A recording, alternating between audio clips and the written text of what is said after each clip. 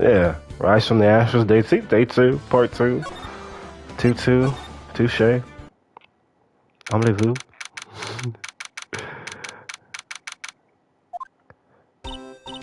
Mr. Wright?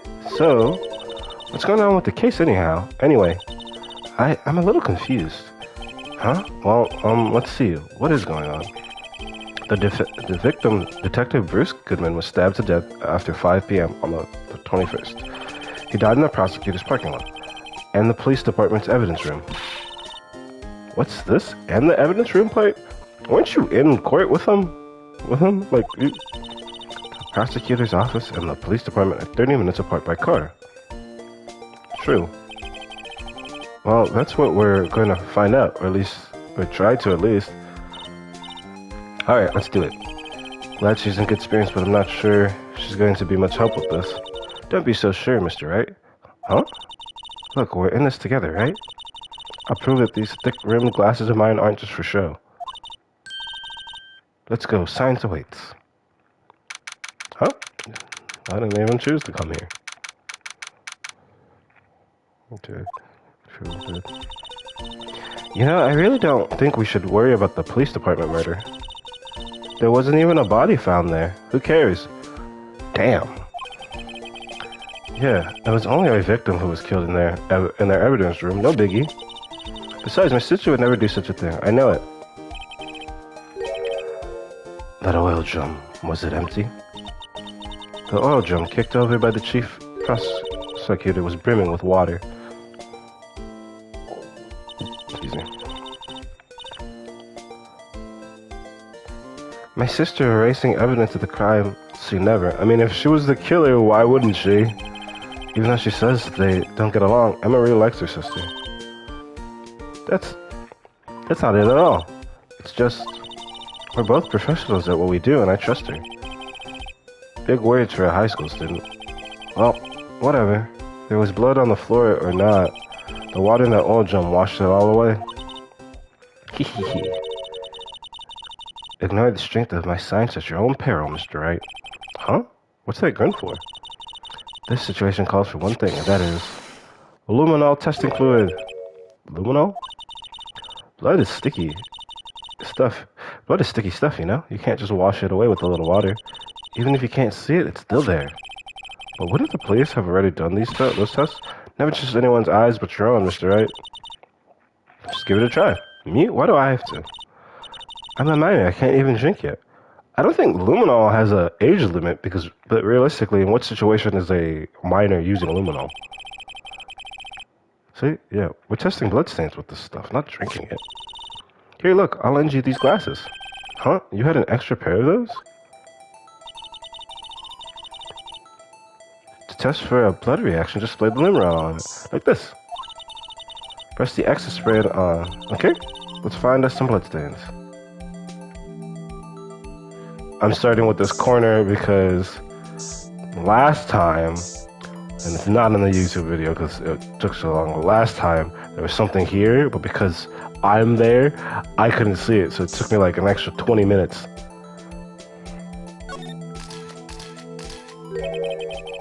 I can see her eyes shining behind those glasses. So is this a bloodstain? It's so, Emma, you're shaking. It's just, this is my first time seeing real blood. Scientific investigation in action. Okay, well, we definitely know this is a blood stain. But doesn't something strike you as odd, scientifically speaking, of course? What's odd about this, scientifically? The amount of blood. The perpetrator and Detective Goodman fought here, right? Don't you think there'd be a little more blood? I definitely think so. I mean, look at all the blood on the sole of the victim's shoe. It is pretty strange. If they fought here, there'd have to have been more blood than this. Hey, Mr. Wright. I'm gonna mark up the floor pan when we find the bloodstain, okay? What's weird, too, is shouldn't there have been way more blood in Edward's car if he died from blood loss? Because there's blood in the wound, or like when the chest wound, there's some blood. But if you're dying from blood loss, that's... I forget. That's like 4 pints at least you have to lose. It's 5, or is it any more than 4 and you're like fucked? But either way, that's seeming pretty handy to have around, right? Yeah, and this stuff pretty handy too. I saved up my allowance to buy that. We can't be sure that the police will reveal all their evidence in court. Sometimes they fail to mention evidence that doesn't fit with their view of the case. Then let's drag that hidden evidence out into the light of day. Yeah, feels like we're really investigating a crime now, doesn't it? Guess I should give this a spray on anything suspicious. Ha! I wonder how that fluid of yours would react to a nice dilly box. Miss Star, you only trust your own eyes, hmm? Not bad, you two. Oh, this day-old deli box is on the house. I was supposed to say it's a good-looking lunch, but day-old. So it's just that kind of lead in. Doesn't really. I witnessed everything from that security room right there, but I was afraid that wouldn't sound convincing enough. You see, I was wrong to think that. I'm sorry. Sorry, you lied on the witness stand. That's unforgivable. Little girl, don't forget what's important here. Even if the place I witnessed the events from was different, I saw what I saw. I saw Chief Proctor Sky stab a man in cold blood, and that testimony still stands. Ah. I swear it on my honor as a detective, she stabbed Goodman. Does that really count? Because you're a former detective. I know this photograph has something important to tell us, but what? So you were a detective, weren't you, Miss Starr? Yes, it was a long time ago. Well, 2 years ago. No matter how hardened the criminal, when they faced me, they'd cough it up. They'd cough it up. Cough it up. Excuse me. They confessed. They babble like babies. You know? I may seem like a demon sometimes, but I can be an angel too. I mean, your name's literally Angel. I wouldn't doubt it. Every day I drag the dirt out of the mouths of suspect after suspect, and before long they called me the cough-up queen. Oh, and here I thought somebody had gotten food poisoning from your lunches. And you were let go, fired. I thought that I'd found my dream job when I became an investigator. Become a PI. And if these prim and proper prosecutors hadn't let me go, I'd still be one too. Today. It's all because of that case. The SL9 incident.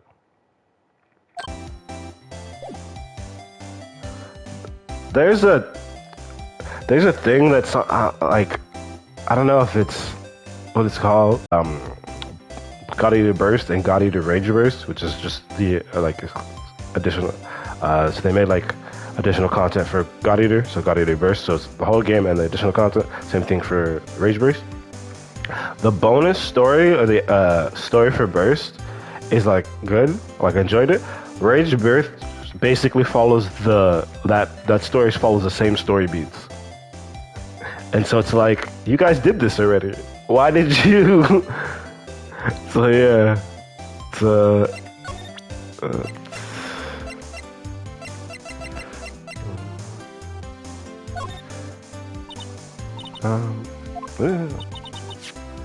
SL9 incident. It's written on the knife, and on that note, Goodman. Goodman was the head detective on that case, you know. Really? That knife was evidence from that case, the murder weapon. It was due for transfer the very day that Goodman was killed. As I suspected, SL9 isn't over, not yet. Do you think you could tell us more about the SL9 incident?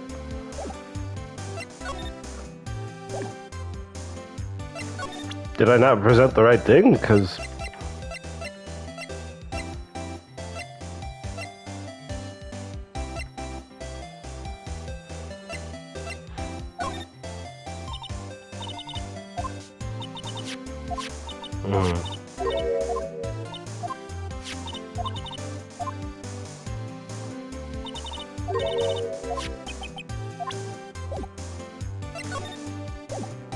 Okay, I'm just gonna keep spraying the car. Oh. Is that how...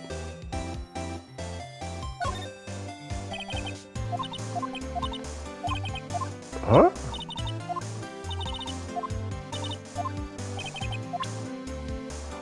How do I... Oh, do I only use this when the game wants me to?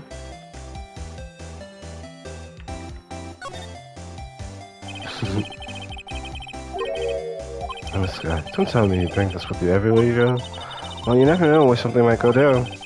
Just what kind of a world do you think we live in? Yeah, she's not wrong. But it's like, they say, what is it? Was it Nipsey Hussle? It's, no, who said it? It's better to stay ready than to get ready.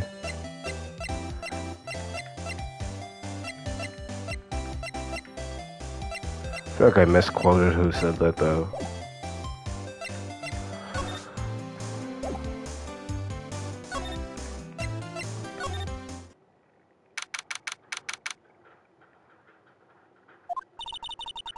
This place is classy today as it was yesterday. I'm sure it'll still be just as classy tomorrow, Emma.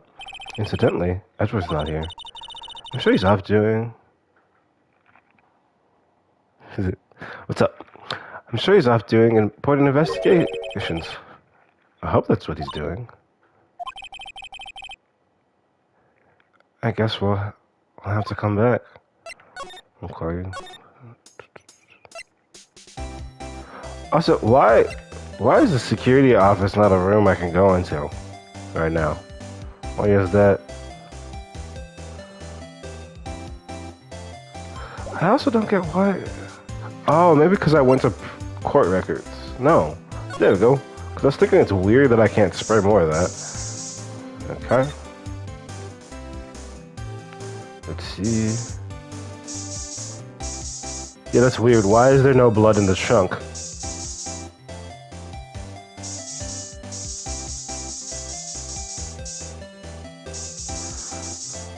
Used the phone because her hand was bleeding. This blood must be from when Lana... No, my sister isn't the murderer. But she did call you, didn't she? At the time of the crime. And her right hand is bandaged. Hey, just whose side are you on? This has nothing to do with taking sides. Yeah, exactly. So that means that Lana's hand had blood on it. Yep. This just keeps getting worse. But you knew that. She had a bandaged hand. But it's weird. So it's bleeding if she touched stuff, but not bleeding enough to, like, drop blood.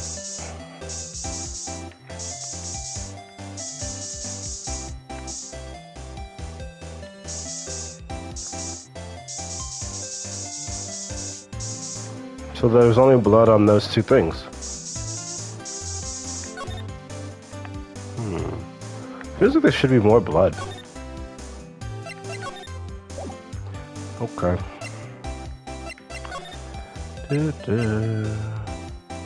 I talk to Lana? This is Miss Sky isn't questioning. I hope the detectives aren't yelling at her. How did you kill him in two places at the same time? Could you imagine? How's she supposed to answer that? Wait a second. Didn't Mr. Gant say they'd arrested a suspect in the police department? Let's come back later. But it's not quite double jeopardy, but you can't, if both people were Bruce Goodman, you can't charge two unless they worked together to murder one person. If it happened in two different locations, the fact they're doing those two cases contradicts one of the cases. In the sense that obviously you could be like, oh, this was somebody impersonating or this was a different person. But trying it as the same person would fuck things up. Like, you can't actually charge two different people at two different times for the same murder. Wow, everyone looks deadly serious here. Well, there was a vicious murder of a detective down at the police department. Yes, but the same detective was also killed at the same time at the prosecutor's lot. Yeah. I doubt anyone wants more mysteries or dead bodies around here right now. But it doesn't look like anyone's going to help us much either.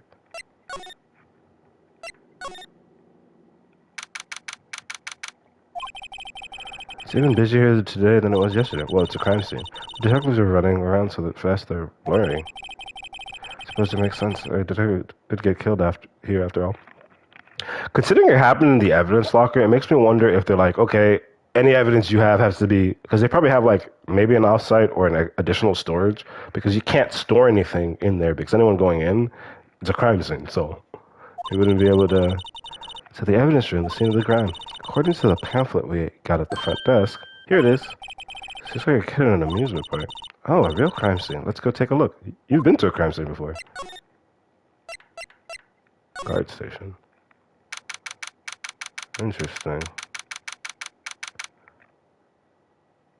There are 9 bottles of alcohol. Oh, sorry. I'm only calling the one on top. There's 11.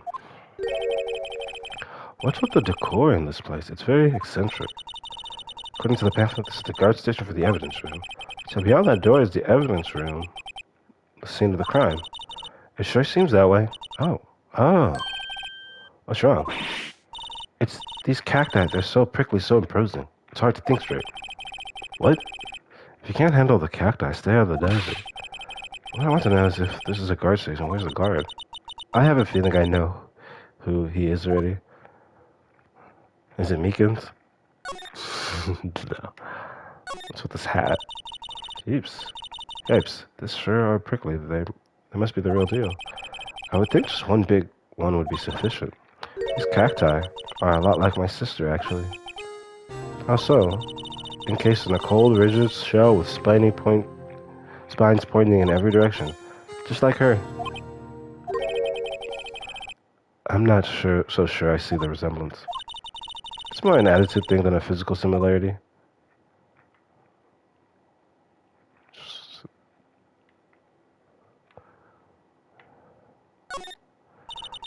There's a security guard uniform hanging here. It looks more like a costume than a uniform, honestly.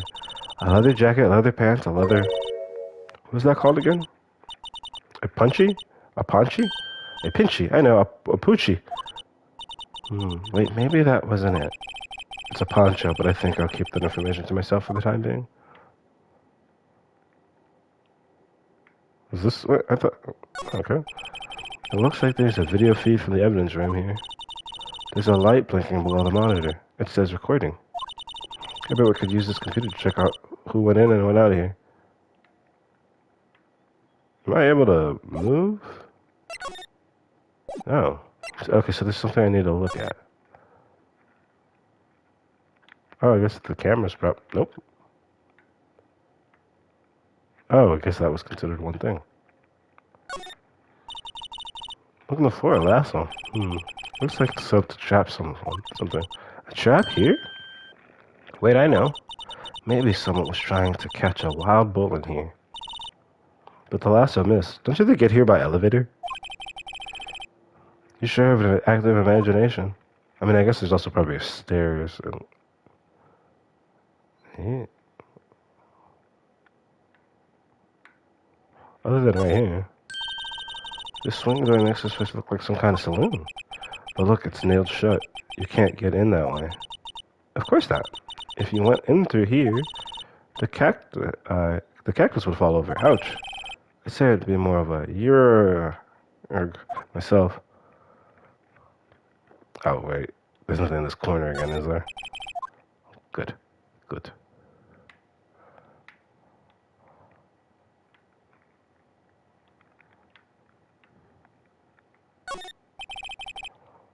Let's just walk in. It won't open. You thought it'd be open? I think we need someone's permission to go in there first. Oh. Wait, then why did you guys come down here?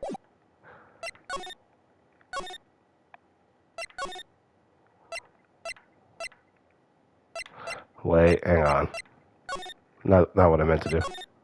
Oh, but I guess... That must be the chief of detectives. He's glued to his computer screen. Huh? Detective killed in the evidence room. Tell no one outside the police department. No, I told that old lady at the restaurant everything. Someone's getting a demotion. Why would you... But yeah, what I meant to do is... I don't know. Okay, because I was going to say, I wonder if his ID card would still work. But if I need permission from somebody...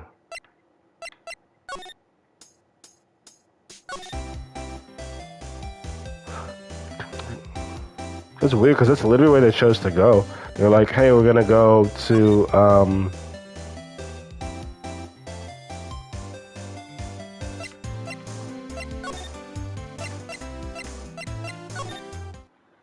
yeah. Okay. It's a weird stuff. Oh, you know what? Yeah, see, that's one of those where I'm confused. Because I got there and it's like, oh, we need someone's permission to enter. Whose?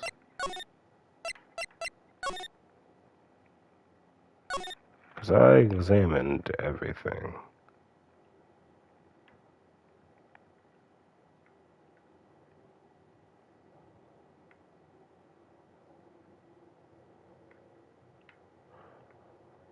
I don't know where Officer Marshall is, or Patrolman Marshall. Or still officer, I guess.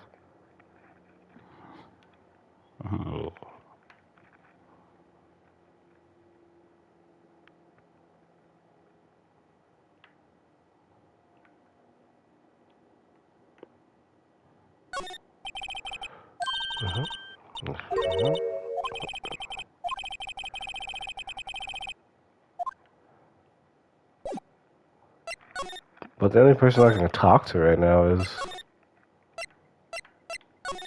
Angel Star.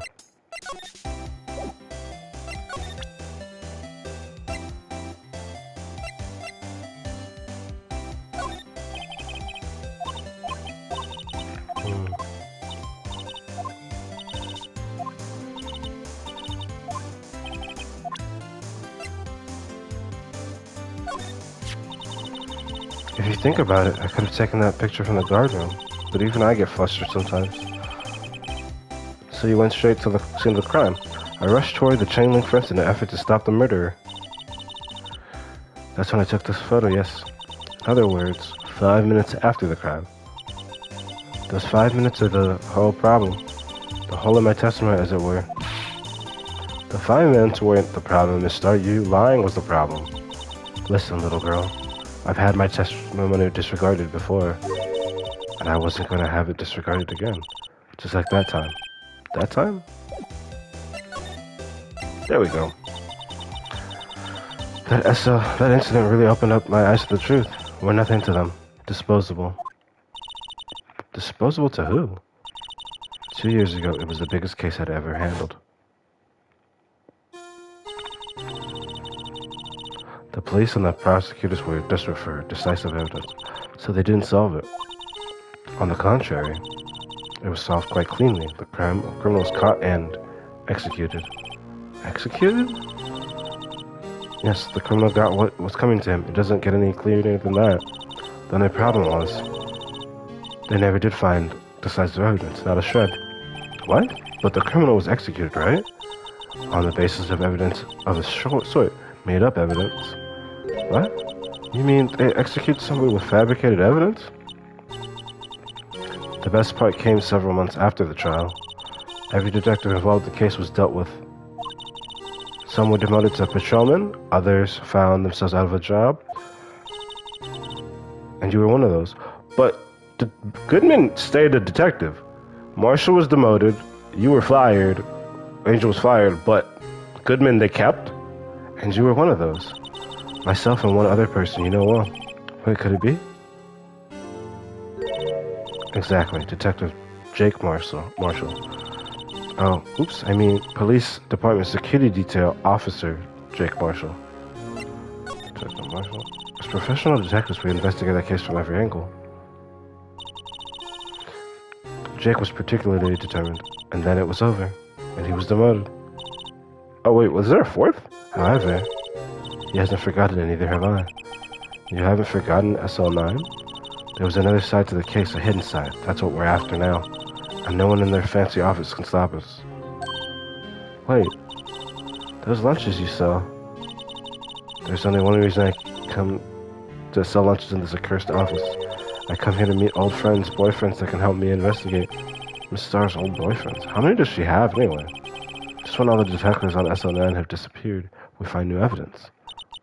There has to be a connection. So, Ricky. What?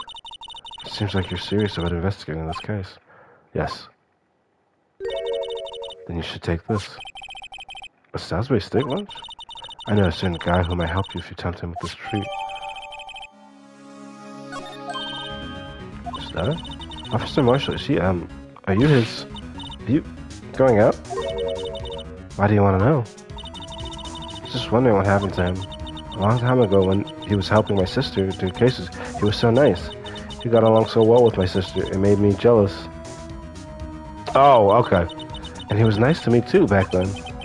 This would be when Officer Marshall was a detective. But now he's so cold.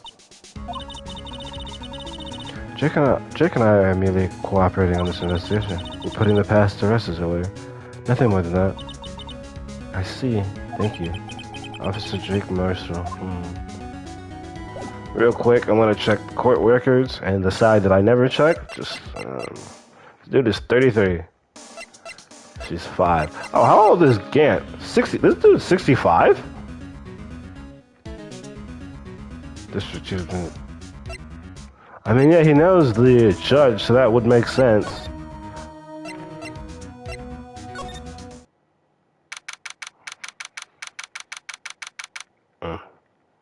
Here we go.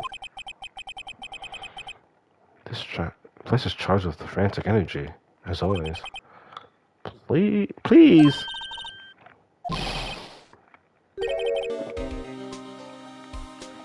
Huh? I thought it was Meekins for a second. One steak lunch, please. Oh, it's you. Detective Gumshoe? Now's no time for chit-chat, pal. I'm a busy man. What I really need is a steak lunch from Lunchland. Oh, you mean one of these? Why would you show him that? Actually, it's not for sale. You could have just not shown him and be like, this is for someone, like... I think I just heard the sound of his heart breaking. Now's no time for despair. Excuse me. We've caught our criminal, now we just need evidence. The criminal? You mean... You heard about the stabbing in the police department evidence room, right, pal?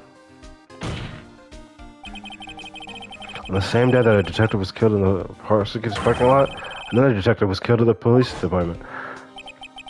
And the perpetrator? Do you have a suspect? Well, there was a suspect. Just arrested him, in fact. It's the biggest scandal to hit the station in ages. Everything's topsy-turvy. But Detective Gumshoe, who is it? Listen, pal, all you know is I need a steak lunch pronto. Standing around here talking isn't gonna fill my belly. Wait, don't leave. If you want to know more, head on down to the detention cellar, pal. Questioning should be over, so I figured he's down there having a good cry. Later. You ran off to the evidence room. Well, this investigation off to a running start. So, should I go to the detention center or back where I was going?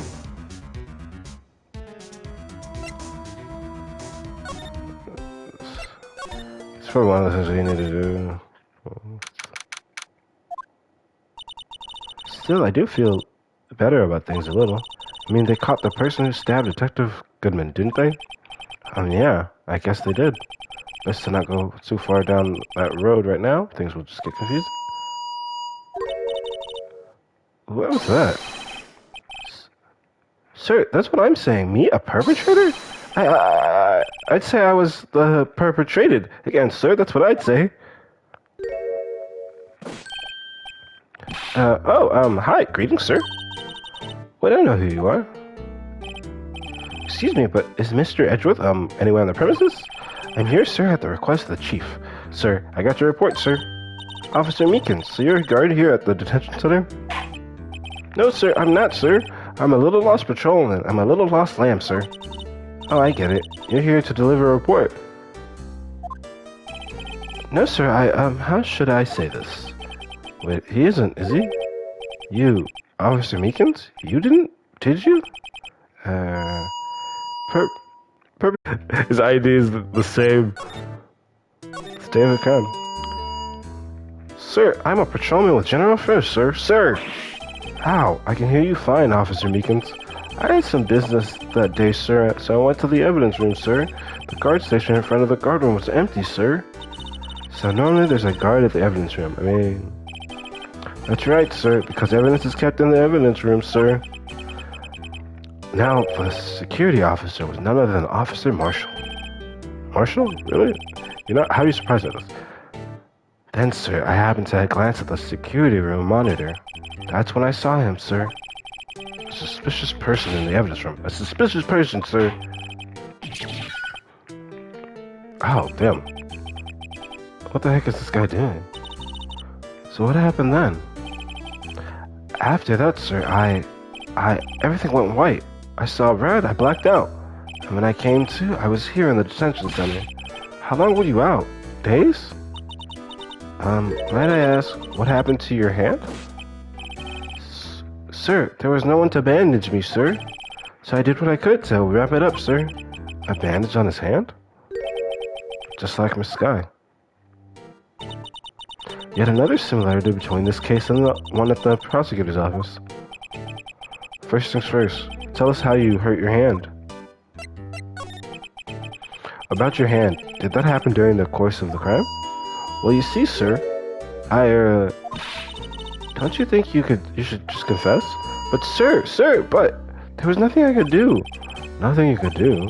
Sir, to tell the truth, sir, when it happened, when the detective pointed the knife at me, I just hollered, sir. And the next thing I knew, I was unconscious. The next thing you knew, you were huh? Then when I opened my eyes, I was alone in the evidence room, all alone. Alone because Detective Goodman had disappeared. What? Then when I looked down, I was gushing blood from my hand, sir. Oh, the shock. Oh, the sorrow, sir. Can you imagine how I felt? The victim's body disappeared. That's some story. I don't mean to pry, but are you the perpetrator, correct? You killed Detective Bruce Goodman in the evidence room, right? Sir, please don't look at me with those sad puppy dog eyes, sir. If you have to label me as a perpetrator victim, sir, then label me victim. I would, but you happen to be in detention, and alive and well at that. Yes, well that's true, sir. I suppose you could say that. Did you know the victim, Detective Goodman? Yes, sir. If I had to label him as a stranger or total stranger, then I'd say he leans heavily on the total stranger side. So you didn't know him. Sir, I work in a tiny department devoid of light or other creature comforts. I don't know any detectives. So if he was a total stranger, why did you stab him? Sir, I had no intention of killing him, sir. None. Nor do I have a recollection of killing him, sir. At least somebody around here is more confused than I am.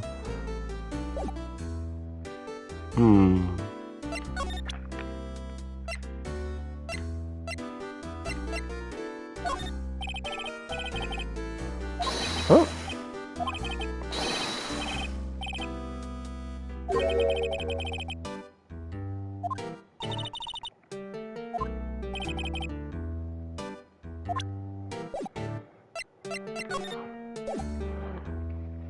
I feel like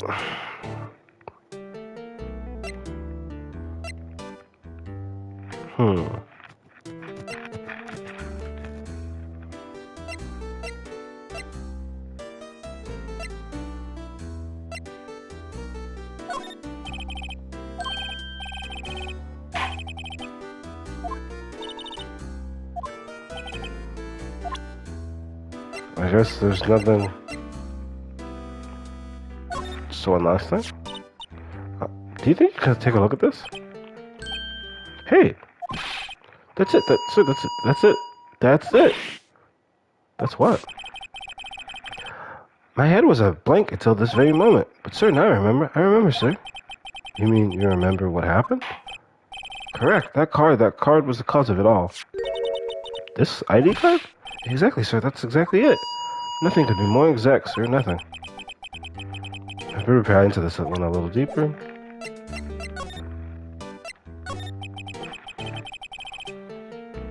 Can you tell me what it is you do remember? Well, sir, you might say I'm a little, lost little patrolman, a lost little lamb, if you will.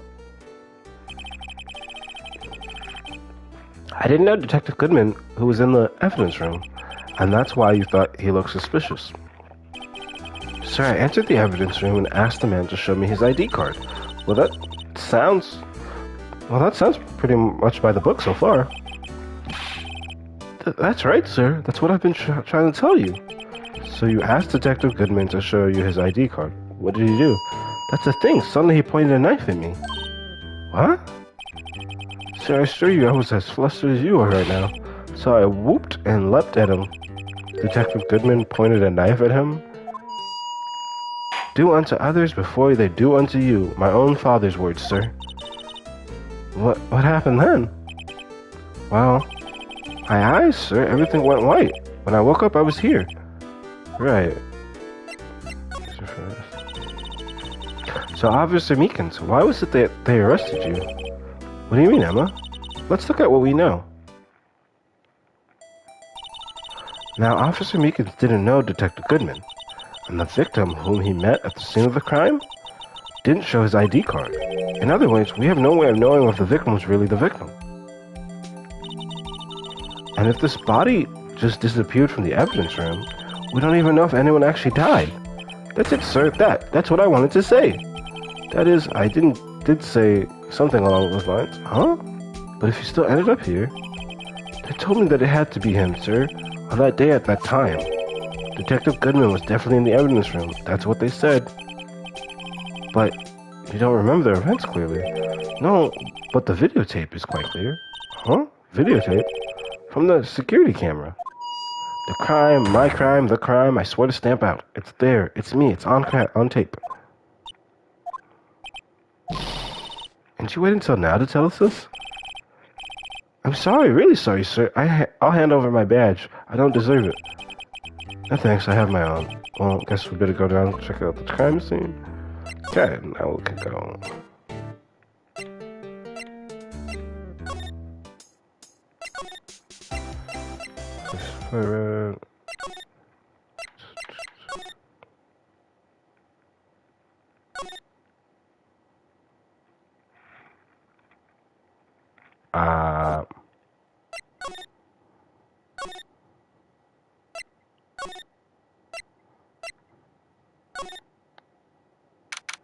But why would I have to go here?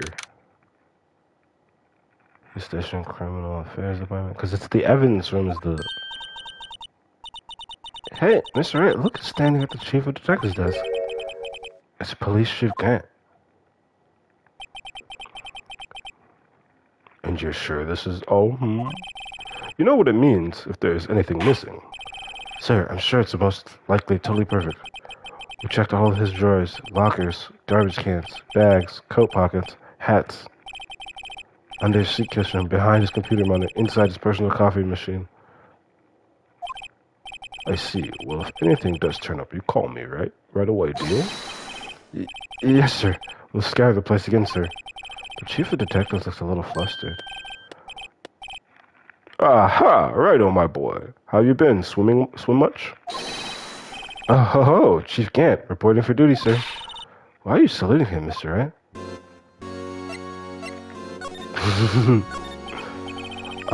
Is Edgeworth gonna be okay?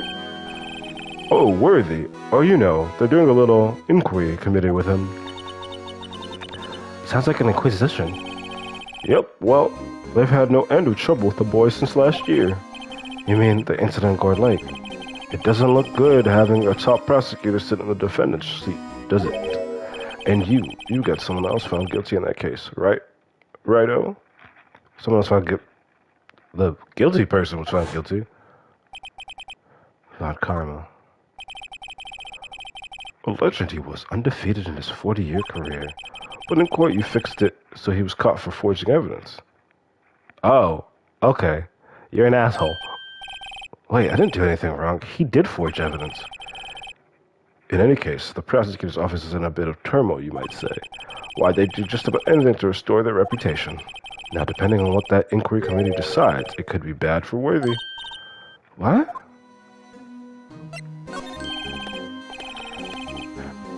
It's downright odd, I tell you. The detective getting killed on their turf, too, I mean. They're being the prosecutors, eh, so... Scientifically speaking, it's impossible. Yes, but that's what the evidence is saying. Goodman was stabbed at 2 locations at the same time. That's what it says. What evidence is this? Now, Righto, I can't give away all our secrets just like that. On this in particular, well, it's a little sensitive, and I can't talk about it. I wasn't expecting much anyways. Yeah.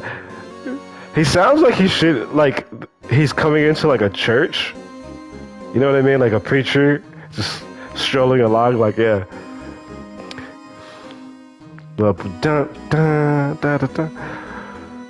know, one thing I hate most of all is hiding stuff. Secrets, can't stand them. But you know, it's a full-time job keeping the chief of detectives trap shut. Ah, he was the one you were picking on earlier. It takes all your money.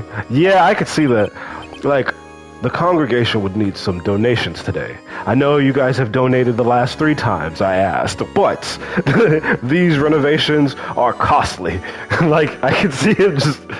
Oop, you saw that. Oops. I wonder what it was that he wanted the chief detectives to do. Let's see if we can discreetly ask him.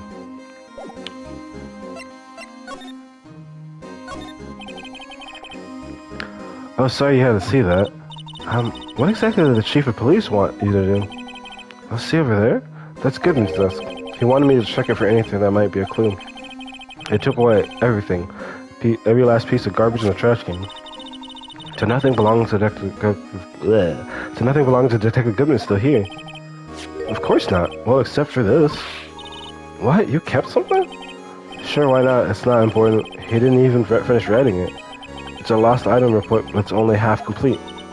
A lost item? Did Detective Goodman lose something? The date on it is February 21st. Better make a note of that just in case. Okay. I should really get back to investigating the police department crime scene.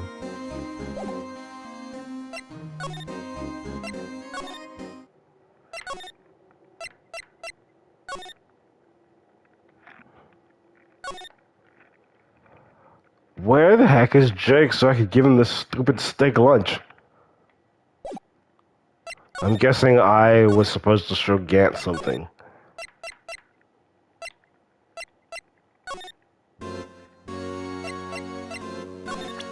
Anything.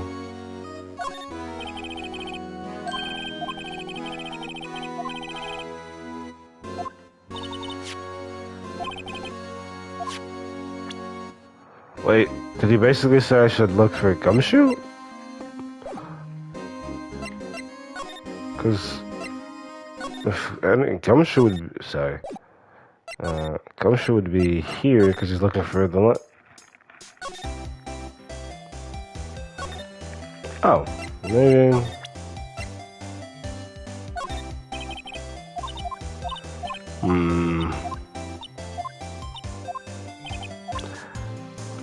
What?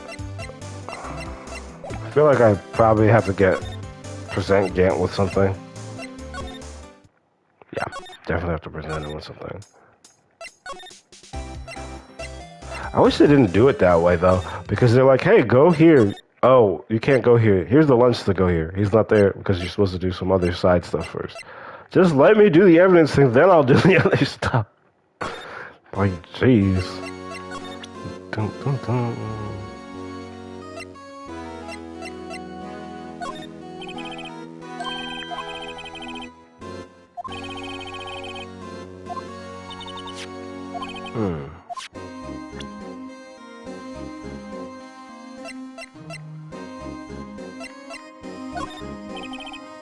Oh. Oh, does that mean nothing represent him? It's gonna... Last thing. Oh, well, seems like he's not... Or am I just not presenting the right thing here?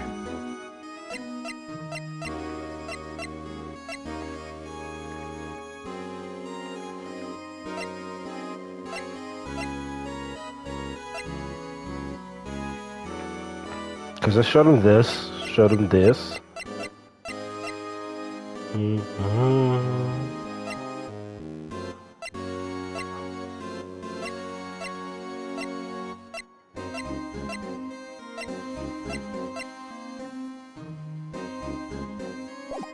And I showed, I guess, here?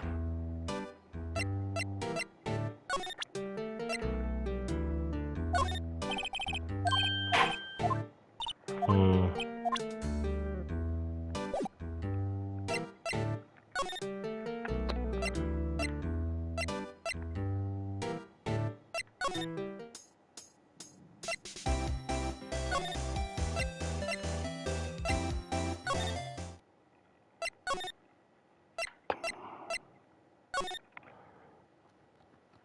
So, he's not back means I still need to do something to trigger him coming back, but I don't know what that is.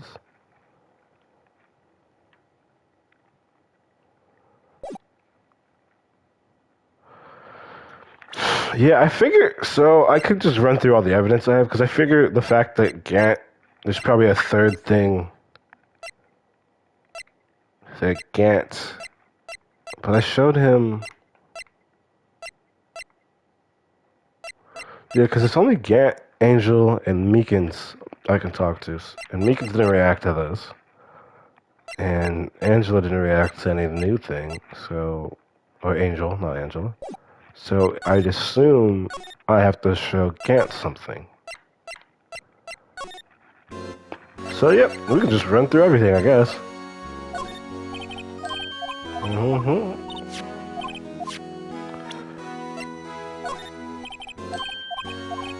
His saying is through, but because, yeah, I don't have a way to get to where Gumshoe is.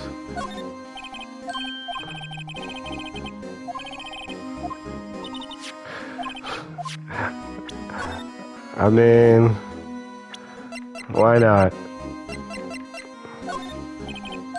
Nope. Guess he's not hungry.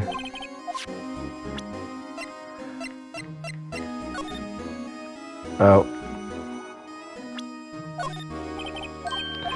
Yeah. It does keep, the fact that he mentions go.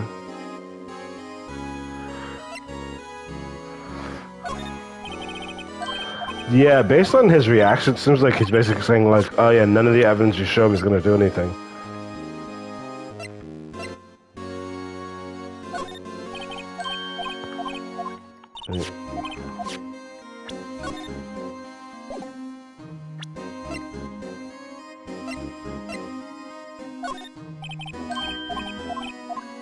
Yep. But he's basically saying go find Gumshoe, but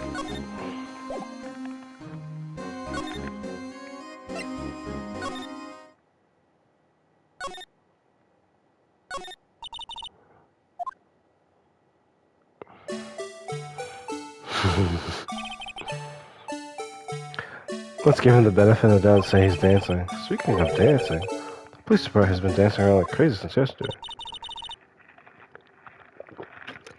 Can I take his battery? Oh, I just can't help but feel he's going to do something naughty. Feeling a little bit naughty. So we got Return the Slab and Fred.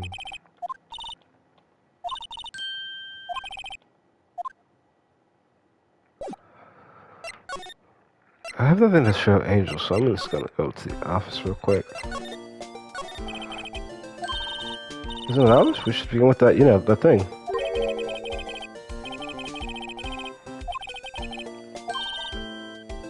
See.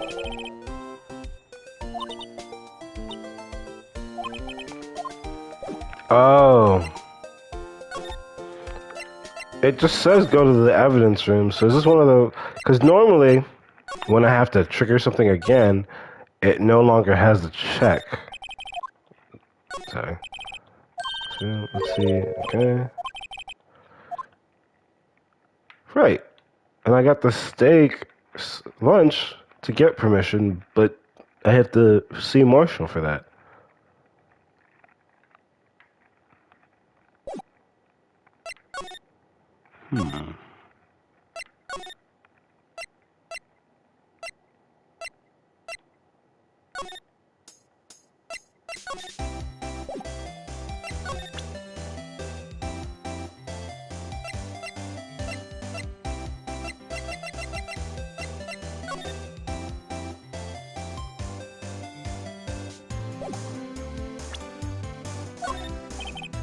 Hmm.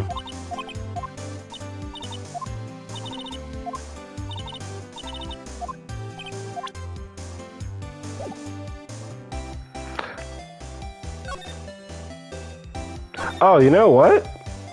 I This is super irrelevant, or it's probably not this at all, but let me see. Let me try.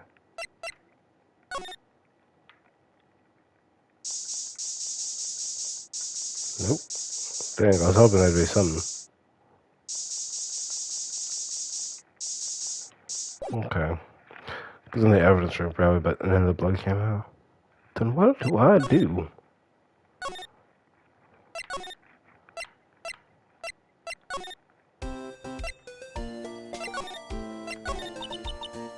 Poor Mr. Edgeworth. Hmm. Wait, really? Wait, it did? Oh, well, that makes sense, though. Because someone probably poked himself on the cactus. There was...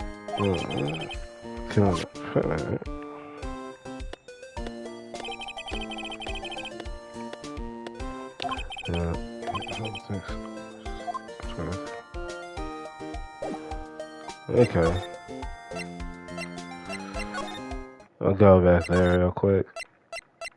Conversation.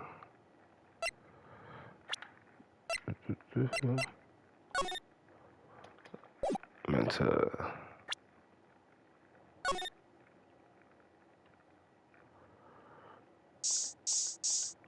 Okay. So, a decent amount of blood, actually.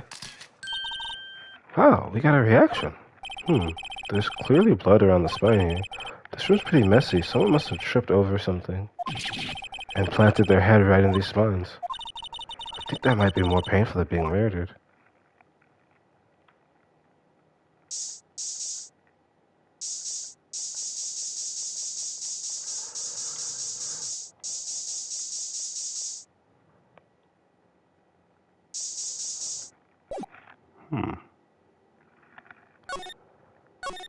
I mean, I could see if I could check Edgeworth now that I've talked to other people, like Gant, for example. Maybe there's something I should...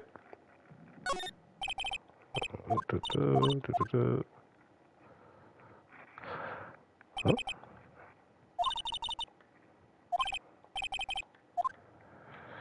Yeah, it's...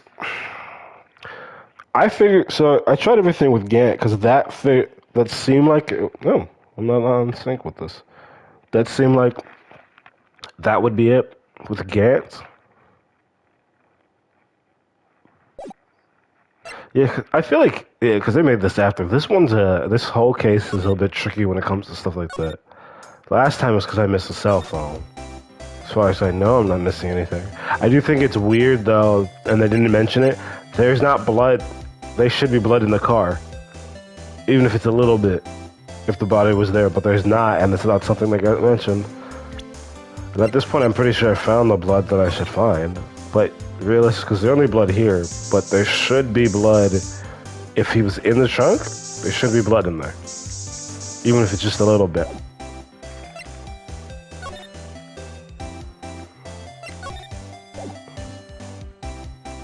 And then there's nothing else I could present her.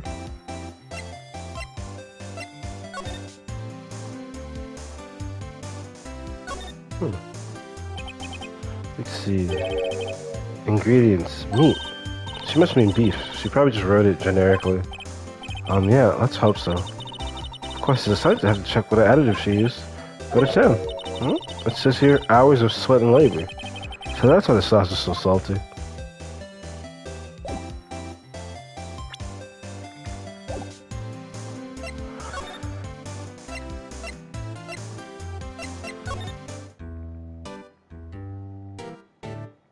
Yeah, so Gant didn't react when I showed him Bruce Goodman's ID, right?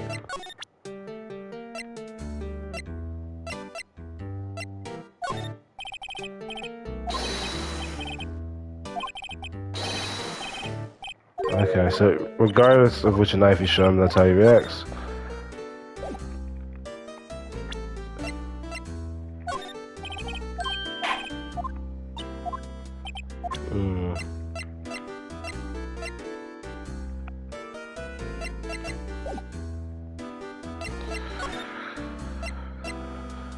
I'm gonna have to search it up again.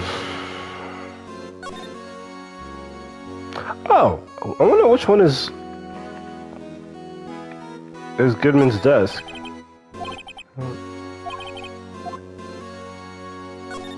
Oh, so all of it counts as detective desks.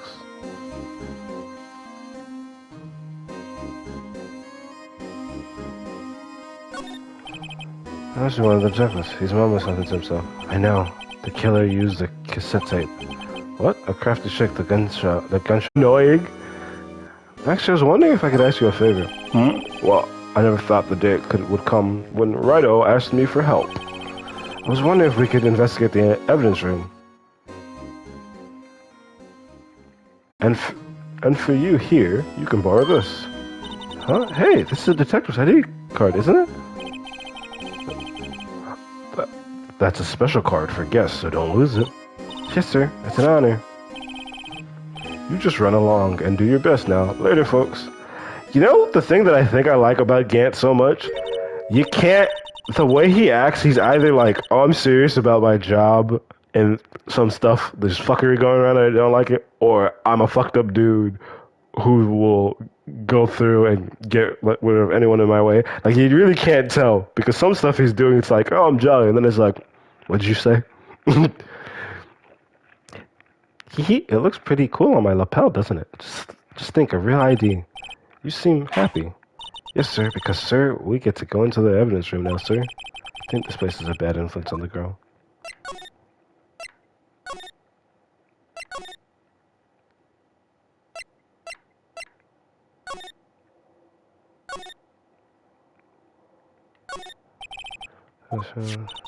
We have the ID card, so she can't. Let's just walk in. Wait, then what did I need to... I won't open. Oh, the card we just turned off. What is the security guard thinking? Howdy, partner. Well, what's made my Bambita sky so gray? Officer Marshall, why does it... As you may have surmised, this here's my saloon. We're here to investigate the crime scene. Yeehaw, that card you got there on your chest? That's better than a sheriff's badge in these parts. Yeehaw? Well, what you standing there for? Get along, little doggies. The crime scene's awaiting. Oh, so that means that probably when I have a question about something else, then I'll show them the steak. Looks like the card is on again.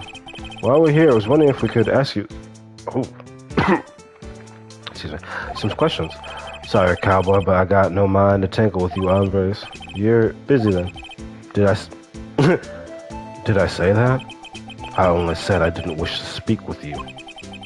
Actually, you said you had no mind to tangle with us hombres.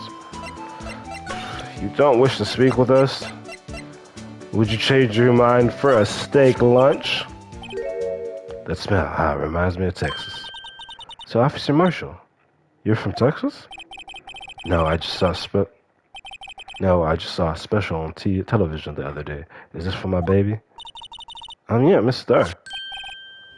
What's this? What? What's wrong? A filet steak lunch. I see. I don't see. I wonder what it means. Steak lunch. Alright, Bambina, you win. Ask me. Anything. Lunch. Well, it seems like he's willing to talk. Okay. Guard station. Officer Marshall, you're in charge of security for the evidence room, right? You got good eyes, partner. It's an easy job, and I'm grateful for it. Isn't it weird that they had him in charge of a crime scene too then, instead of staying here? Actually, Officer Meekin to the detention center told us. Ah, that poor little doggy. Poor guy, I keep getting his name wrong, calling him Meekly. He told us something. If you feel bad about it, learn his name. He said that when the stabbing occurred, you weren't at your station. Well, maybe I shouldn't be telling you this, but since I got demoted from detective 2 years ago, well, it might not look it, but I lost my fire for the job, you know. No, it definitely looks like it. So, what were you doing around 5:15 when the murder took place? Well, I reckon I was galloping down the highway on the back of my steed, Zippy. No, he was riding down the highway on his horse named Zippy. There's no need for people here anyhow. The newfangled machines do a bang-up job of keeping an eye on this place. You mean the security cameras? System. I don't take to machines much. Kind of like that stewed broccoli they sneak in next to your steak, you know? No, I don't know. Miss Starr told us something.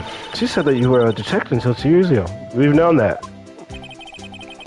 It was always my dream to be a rawhide wrangler on the scene of the crime. It's all gone now, like a drinking hole in a prairie fire. You're still investigating the SL9 incident with Miss Starr, aren't you? That was my case. It's all solved on the record books, but it smells like a bad game of poker. I can't let it go. That's all there is to it. What kind of case was it anyhow?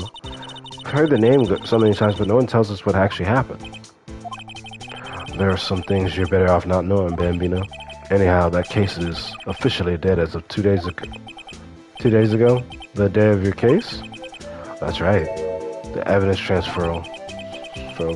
Edgeworth was talking about the transfers too. I know what maybe 2 of these machines in here do. Only 2 of them? There must be a dozen. Like I said, Bambino, me and machines, well, I like them as much as I like stewed cauliflower with my steaks. The easiest one to understand are these here security cameras. Do you just not like vegetables? or those are the ones that Officer Meekins mentioned. If nothing happens, the tapes are automatically erased every few hours. And Officer Meekins and Detective Goodman, are they on one of these tapes? I reckon they might be. You're the security guard, and you reckon? One more thing. When you go into the evidence room, you need an ID card. Thus the card reader by the door. The card reader leaves a record of every ID card that passes through. Wait. Yep. So this is the ID card. Good. Hey, I've seen that somewhere before. Sorry, Van Beeman, I can't show you more than that. Huh? I haven't heard whether this is related to the case yet. Mr. Wright, I saw a number on that record just now. I've seen that number before. Maybe there's some way I can prove that record is tied to the stabbing. I mean, yeah. Sorry, but could you explain what this whole transfer thing is about? We keep only evidence from solved cases in this room. They're kept here under this. Yeah, I saw that. Honestly, that happened. I mean, once it hits certain numbers, somebody eventually has to get that. They're kept here under the presiding detective's supervision for 2 years, so we can reinvestigate them if it turns out there was a mistake, see? But you only give yourself a 2-year window, not like a 5-year window. So what happens to the evidence of 2 years? It goes to sleep forever in the underground vault at the county sheriff's department. That's what we call transfer. We do it every February. I see now. Transfer is like a funeral for old cases. 2 years after the case is solved, it's closed forever, dead. Never to be reported, reopened again, never to be reinvestigated. That happened to SL9 2 days ago. Okay. I present you with this. See this? This is the victim's ID card. Ah, the one that was on the ground in the parking lot. The number on this is 5842189. Officer Marshall, show us that ID card record again. Oh. Hello. I'll just show us that ID card record again. Wait, there's a second number that came in at the same... Oh, is that Meekins? Look, the 4th number, it's a perfect match. It was used at... Yeah, Marshall kind of sucks. It was used at 514, right before the stabbing. What's more, there's only one of them cards in the world. So when the incident occurred, Detective Goodman was in the evidence room. But wait, what did Officer Meekins say? Sir, I entered the evidence room and asked the man to display his ID card. So you asked Detective Goodman to show his ID card. What did he do? That's the thing. Suddenly he pointed a knife at me. If he had his ID card then, why would he have pointed a knife at Officer Meekins? Alright, compadre, you win. I guess I can give you this ID card record. ID card record. I've got an idea. Maybe I should show this list to other people with IDs here. Okay. Let's go in. Fishing. It's quiet. The investigation must be over here. So this is the evidence room. It really is kind of like a graveyard. Graveyards are supposed to have grass and trees. This feels more like a morgue. Nice try it, Mr. Hey, you can't scare me. What? Oh yeah, he did come in here. Eek! Whoa!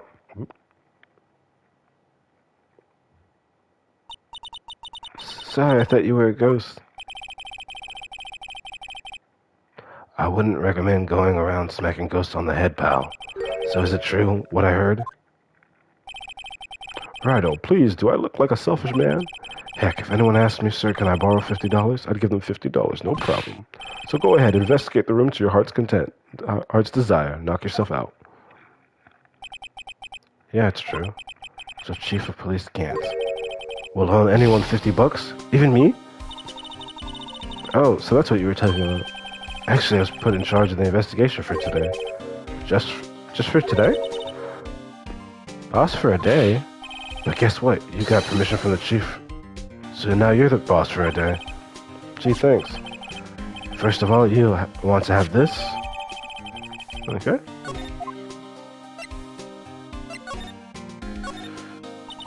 So Detective Gumshoe, you're boss for the day? That's right. It's an honor. After all, the murder took place right here in the police department. But if you're boss, why are you all alone? Where are your underlings? They're using yesterday's findings to prepare for tomorrow's trial. In other words, you got kicked out of the investigation again. I'm adamant, though. I'm gonna take control and put this case to rest. In my own evidence locker, pal. You have a locker in here, too, Detective Gumshoe? Of course. I am a detective, after all. They gave me a locker that only I can open, pal. Only you can open. This place is more high-tech than you might think. Every locker is fixed so that only one detective can open it, using their ID card. Well, that's the thing, pal. ID cards can be lost. Why, I'm on my third card since entering the force already. That sounds like a lot. Yeah, but even I can't lose my own hand, right? My own right hand. Right hand? Oh, you mean your fingerprint? Exactly, pal. The lock for each locker is coded with a fingerprint. So the only locker we can open is our own. Funny, they look like normal lockers. These are the latest model. There's a trick to the handle, see? The handles? On the other side of the handle is a sensor, and if the wrong person touches it, you get a shock. If that's what happened, my hand would be black and smoky every day. In any case, the locks aren't that obvious. There are even some people on the force that don't know about the fingerprint locks. I'll always believe in Mr. Edgeworth, no matter what happens. So, Mr. Edgeworth is with the inquiry committee now, right? They're trying to figure out who's responsible for the mess up in court today. I see. I guess this is what you call fate. Mr. Edgeworth just can't get away from that case. That case? Yeah, that case. The SL9 incident, of course. That was the beginning and the end for Mr. Edgeworth. Maybe we can get him to tell us more about the case.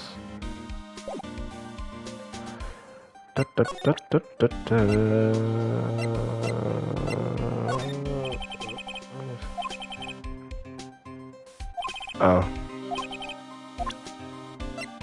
This? Detective Goodman's note and that switchblade knife. I bet Mr. Edgeworth is most surprised of anyone, because of the SL9 connection.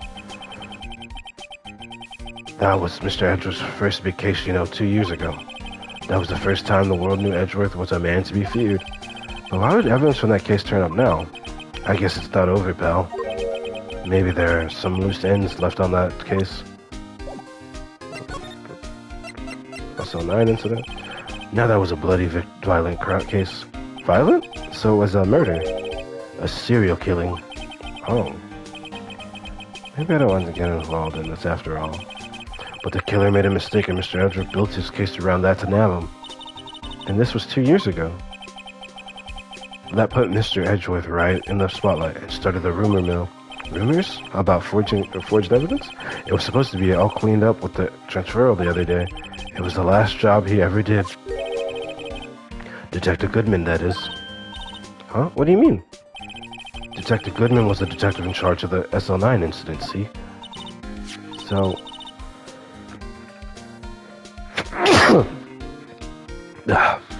excuse me. So that switchblade knife.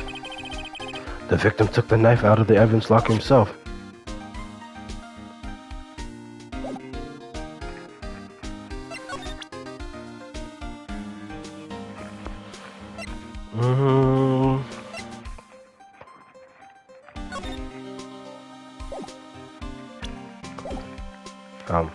Let's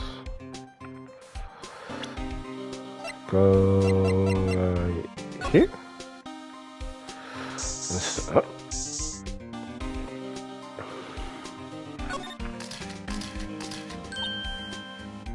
Why am I getting a reaction here?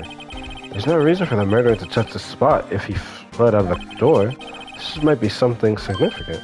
Hey, that's some pretty amazing stuff you got there, pal. What this? It's called luminol. It's called luminol testing fluid. Where'd you get your hands on that? Huh? I'd like to get some too. I'll just borrow $50 from the chief. Where do you get this, Emma? I always buy it by mail order. Well, I'd better jot this down on the floor plans. Okay.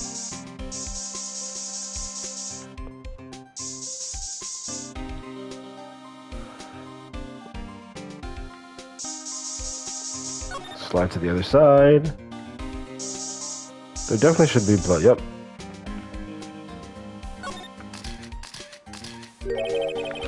That must have been one mess full of blood. Never seen anything like it.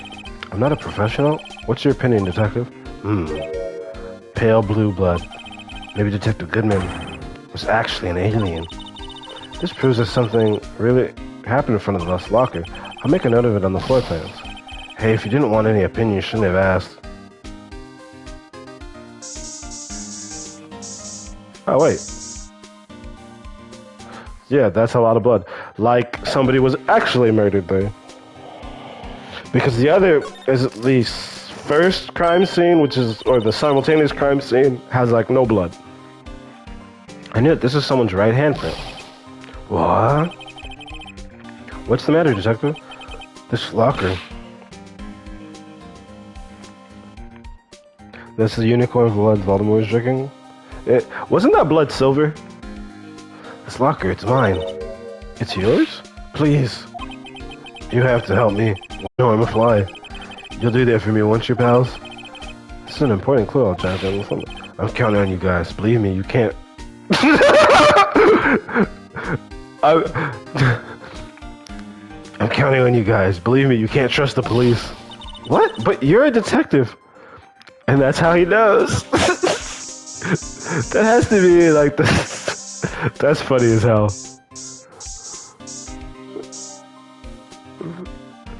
It was. Yeah, the blood was, the unicorn blood was silver. Did you know it took me how many years? Actually, no, I found out by reading a wiki page. I didn't realize how Harry, I think I told you this before. I didn't realize how Harry got the Sorcerer's Stone, like, for the longest time. Because, like, when he had it, I'm like, when the fuck did he get that? I didn't realize it was in the mirror. Like, yeah, that was not, I didn't realize that. Look, this one's open, and the red indicator light above the door is lit. The locker's coated with Detective Goodman's fingerprint. Detective Goodman's locker. Are you sure it's okay to leave it open like that? Well, it'd be hard to get it open again if we closed it. It's empty. They must have taken the contents elsewhere.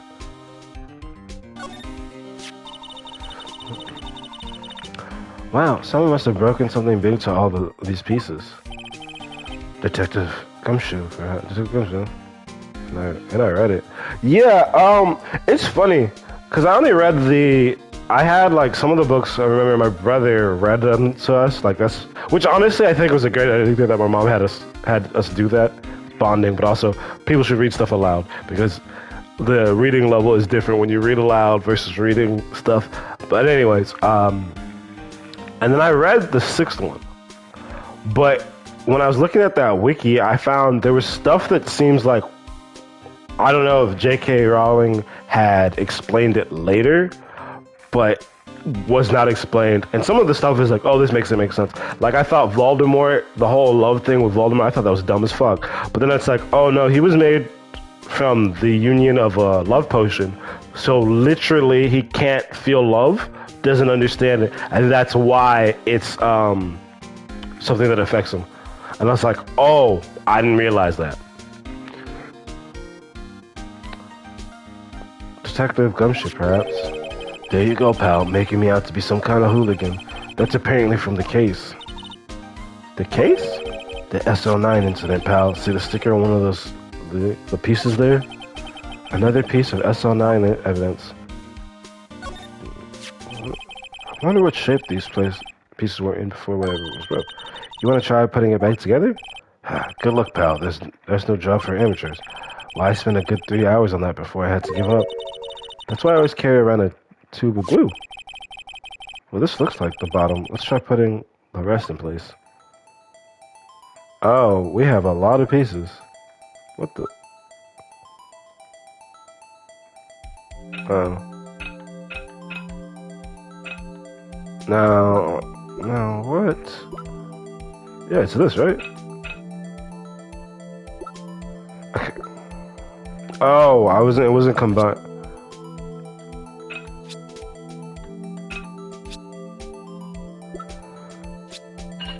There we go. Okay.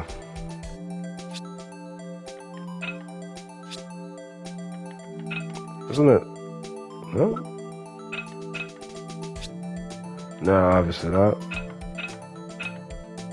I'm looking for... Nope. Nope. Oh, I think it's this one. Is it this one?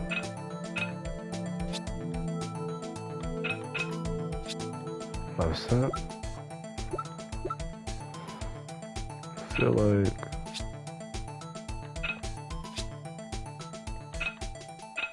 Oh, because it doesn't go that way.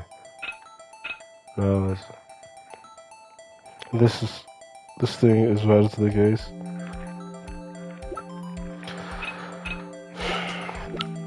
I remember the other cases so much more because between playing the game and having seen the anime twice, at least twice, I think I might have watched it more.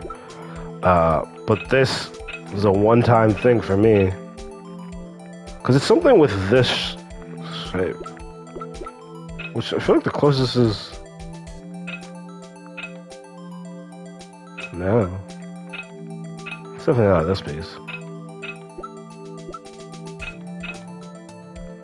Nope. Weird. I mean, you try everything, so.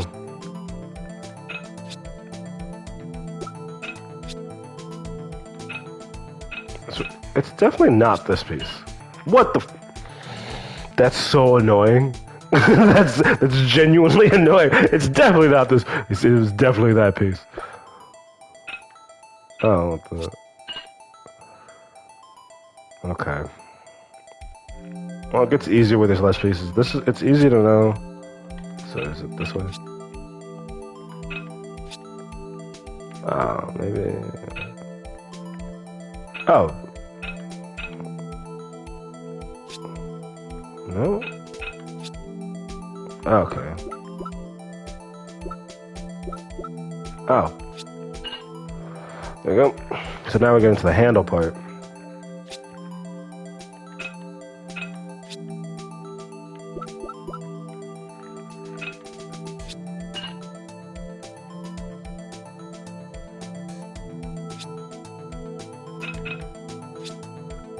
Is it this way? Other way. Wait, really? Because it's I don't see anything else with that opening. Because you wouldn't put this first, would you? Yeah, so I feel like it's definitely this. What?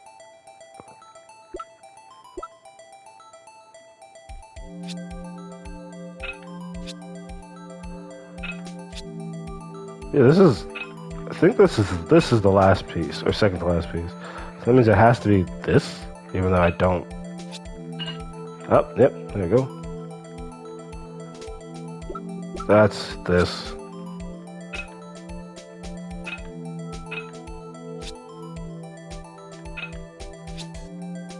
What? Can't be this.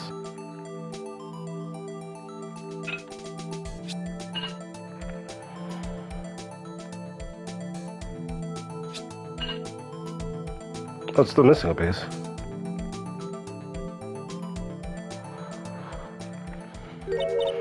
Huh? Well, I think we did it, but some of the pieces are missing. Yeah, I got that far too in 2 minutes myself. The problem's finishing it. Oh, the way that you said 3 hours Gumshoe made it seem as if you didn't get that far. But he's like, nah, anybody could do that. Were some pieces stolen? I bet they were missing to begin with. Still, it doesn't look like the most stable kind of jar. I kind of understand how it got broken. A stable jar. What's this? Someone left a glove here, but only one. Detective Gumshoe, maybe. There you go, pal. Make me out to be some kind of absent-minded detective. That's evidence from the case, you know. You mean SL9? It does have a tag on it. Okay. What's going on with this? What is a saw and paint doing here? Since the dawn of time, true art has always been a war against oppression. Oh. True art. I noticed that there's blue and yellow paint here. Perhaps we're witnessing the birthplace of the Blue Badger. Well, you might say this is my studio. Here? In the evidence room? Guess that's more of your pains. Oh, we could check this again? What's this, blood? Oh. It's a little worn, but there's definitely a handprint here. It looks like someone tried to wipe it off. Mr. Wright. What if there are other blood stains left in the room? We should use her luminol fluid to check it out. That was the first thing order of operation, I guess. That was the first thing I did. I don't think there's extra blood that I missed. It's not impossible, though.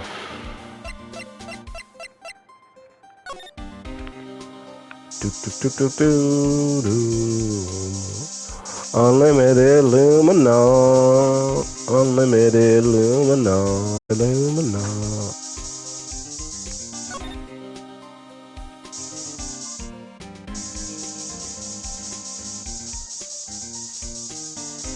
Yep.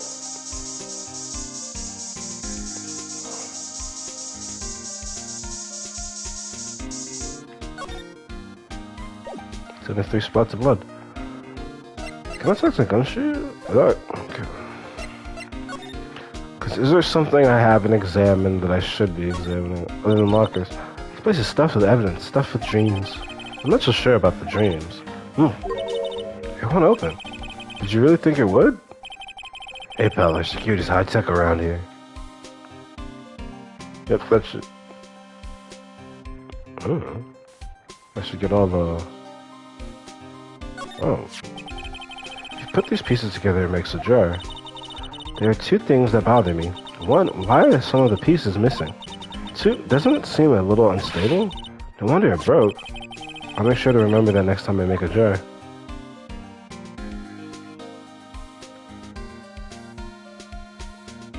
I think that's it. Some sort of bulky equipment is gathering dust here.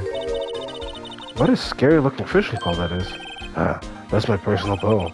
I never did get around to using it. Wait, I've seen that somewhere before. Right. Pal, that's that metal detector. The one that led to the solving of that case out on Gordy Lake, remember? Oh, right. Wow, that feels like it was ages ago. There's a thing that I noticed about these games and the way they talk about stuff is if even, like, say you played this first. I don't know how that would happen. It's like vague, like, hey, we're not trying to spoil where this is from or what happened. So if you want to play that other case. But this is the fifth case from the first game. Like, if you're playing this first, that's on you for getting spoiled. Somebody even made that point when it came to movies. They were like, movies that will explain everything from the beginning, like if you watch 1, 2, or 3, someone's like, if I'm watching the third movie, I either know what's happening or didn't care enough to watch the other ones. So if I don't understand the story, that's not on the like movie 3, that's on the audience. Because if it's interesting enough, you'll go back and watch the other ones. If you go like, I was confused, I didn't understand the dynamics of the characters' relationships, then like, this is the third movie in the trilogy. What did you expect? Oh right, wow, that feels like it was ages ago. And I don't think I've seen this one before. Oh, that's a bug sweeper. I'm sure it will come in handy in solving some case sooner or later. That cheap-looking box? You can't judge a person or a machine by their cover. You gotta look at their heart. But machines don't have hearts.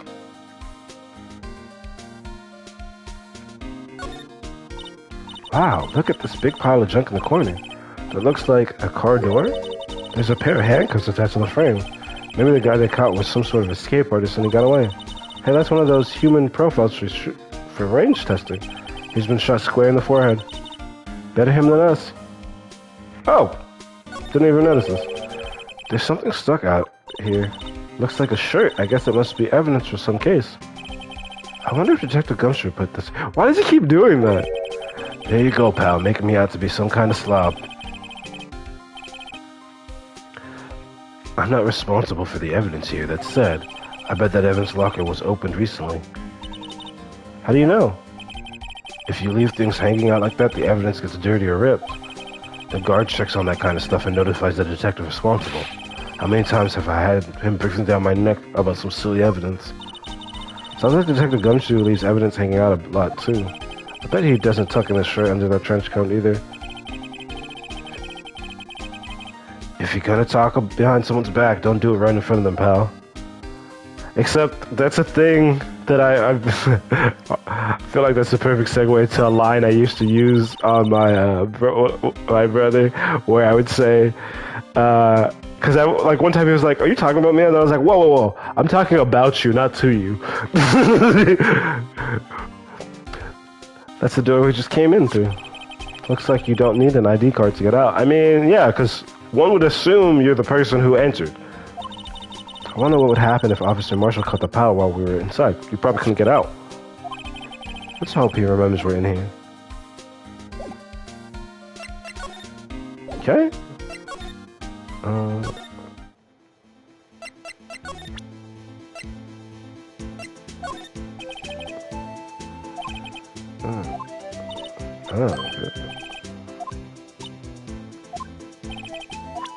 Oh, you know what? I just realized. Let me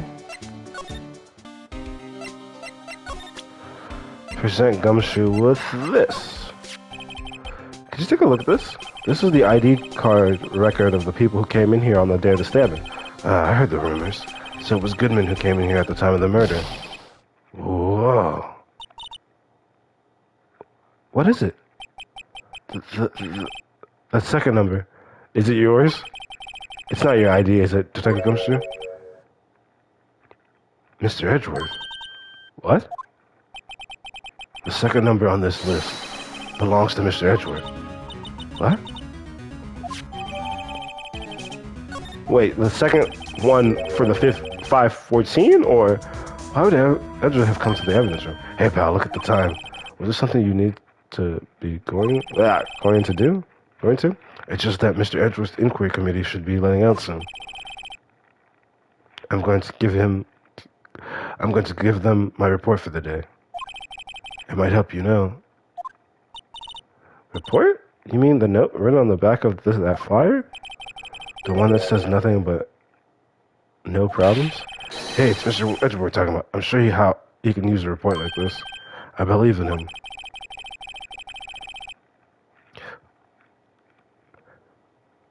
Who needs enemies when you've got friends like Detective Gumshoe? I'm off, pal. Later. I should probably see what Edgeworth has to say too.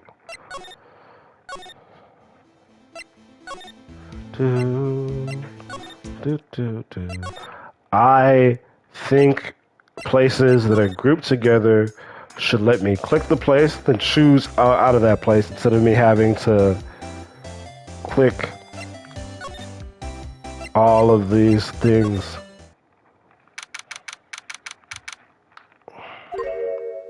Oh. Ah, yes, my apologies. Oh, it's you. Have we met somewhere? Huh? Mr. Edgeworth, I beg your leave so long. Is Edgeworth here? There, standing by the window, a cup of tea in his hand. Right. He has the hotel bringing him tea service? Mr. Edgeworth, you're back from the district prosecutor's office inquiry. I am. By the way, Detective Gumshoe was looking for you. Ah, yes. He brought me the latest information, it seems. Really? Was it helpful? Apparently a new French restaurant is opening near here. I think he was trying to console me somehow. The rail floor is on the other side, Edgeworth. Poor Mr. Edgeworth. I think this whole thing is really taking a toll on him. Inquiry committee? So how did the inquiry committee go? Actually, they decided to treat this not as a case of concealing evidence, but as a communication error during the investigation. Concealing evidence? Yes, apparently there are some who believe that I concealed evidence. They gave me a warning. You were lucky this time. Again. Again? I've heard them say that so many times. Ever since the case 2 years ago. Are you okay for the trial tomorrow? Well, I'm still the presiding prosecuting attorney. However, something happened. They gave control of the investigation over to the police department. The police department? Yes. Any further investigation for this case will be did by the chief of police, Gant. I can do nothing but wait for his results.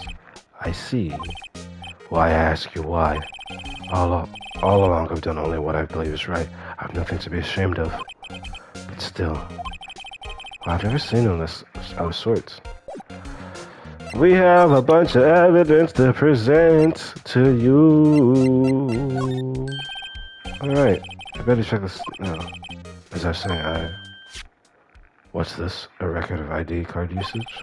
Edgeworth, you went into the evidence room that day, didn't you? Just before the incident occurred, no less. Yes, that's true. Why, Mr. Edgeworth? Please don't look at me like that. I was asked to go by Chief Gant, no less. The chief of police? He wanted evidence for a case that wrapped up half a year ago. He told me he wanted me to keep it here in the prosecutor's office. But it was solved, right? It would have to be if the evidence was already filed. The chief has never one to explain himself. In any case, on the day of the stabbing, I brought this back here. Can I ask what kind of case it was? I can't say. It really has nothing to do with the current case. Now I'm curious about this other case. I better make a note of it. Unrelated evidence? Screwdriver. Stubborn as always. I told you this has nothing to do with the current case. You don't know what I marked down in my evidence? Mind your own business.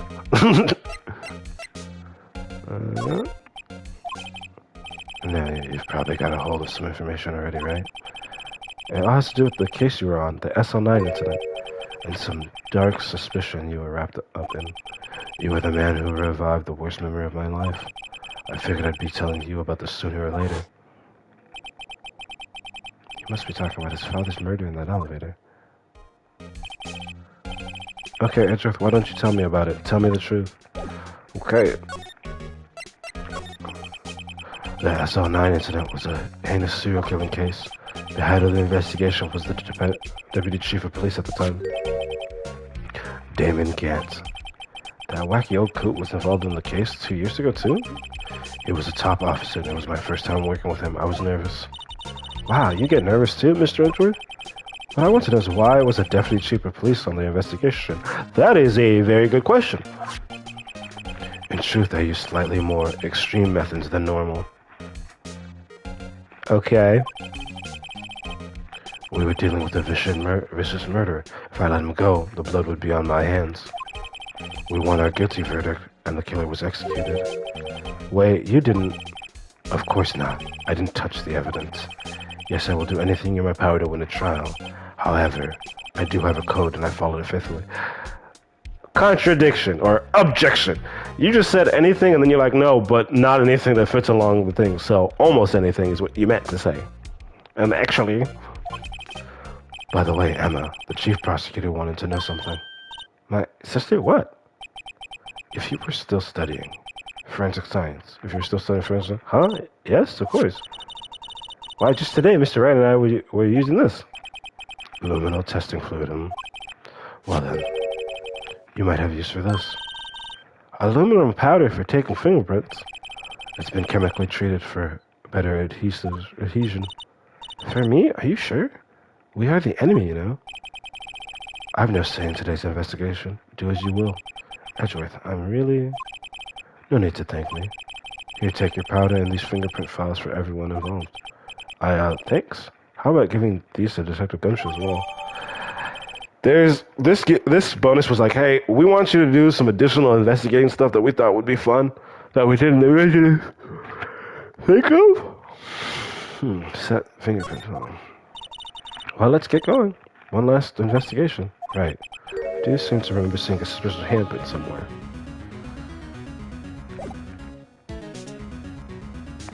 Okay. Oh, she's not here.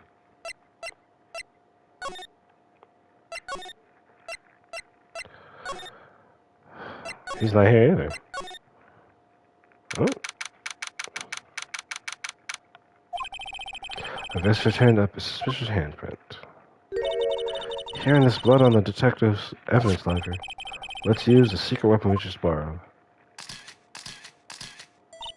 Right, let's get started. First, choose a finger. A finger? Each finger lives behind a slightly different imprint. Let's choose the finger that would have left the best... closest print? I really can't tell the difference at a glance. Wouldn't it either be that or the thumb? Choose a finger. Okay, now it's time to check for prints. Let me show you how it's done. Emma's starting to get that sparkle in her eyes. First you sprinkle the aluminum powder around? Huh? How do you do that? With the X button. It looks like that did the trick. The aluminum powder adheres completely to the print. Once the powder is well spread, just blow away the excess. Huh? How do I do that? With triangle. Exciting, I know. Imagine you're blowing out the candles on a birthday cake. See? Wow, that looks like fun. It might take some getting used to. It's fine. It won't go up your nose or anything. So you just pour the powder on thick and blow it, the extra. These are the basic fingerprints for me. Huh? I guess I better give it a try. Let's do it, I guess.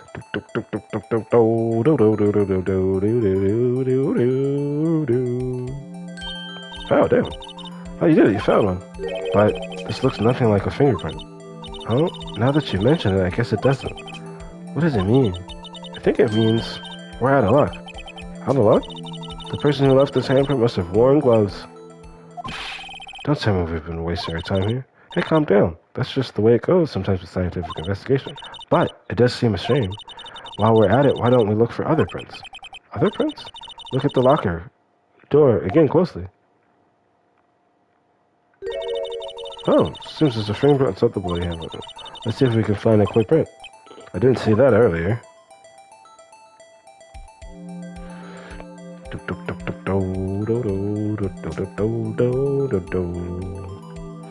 Ooh. Am I not done?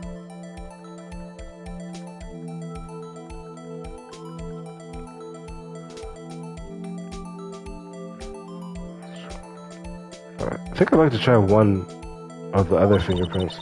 Let's move on to a different finger. Okay.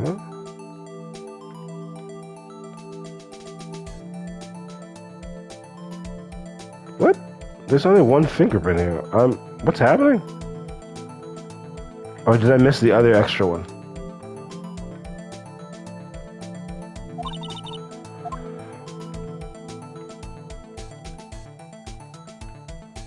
I only see this thumbprint. And it's saying let's move on to a different finger. But it's not letting me print anything else. Did I not finish it? What the heck is going on? Well, just to be...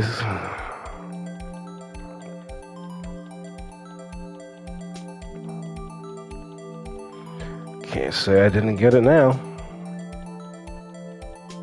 Actually, we're gonna be even extra cautious. I definitely got it. Am I missing something? Oh, was I supposed to still...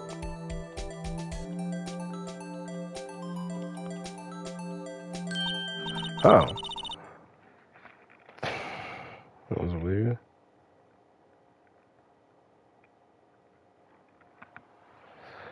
Ooh. That's not... This just took a lot of effort to find. Let's match it up right away.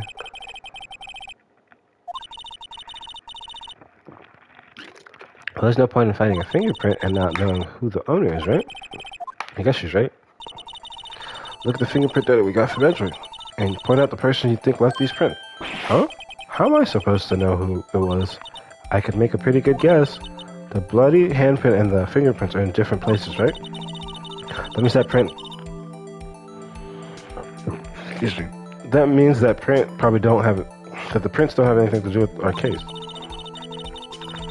So whose fingerprint would we most likely find in this evidence locker?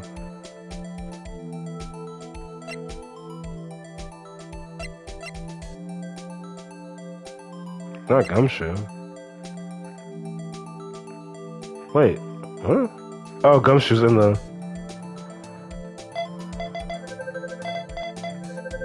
I thought it was the sister. 16? Yep. Aha! So the prints belong to Detective Gumshoe. Something wrong, Mr. Wright? You gave me this so what look. I guess it's probably because I was thinking so what. Okay, so we came up with nothing this time, but there's always next time. Sometimes you hit, sometimes you miss. You gotta roll with the punches, Mr. Wright. Thanks for the sympathy. Wait, if I remember correctly, there was one other handpin in this room. Let's check it out. This looks like a good place for ingredients.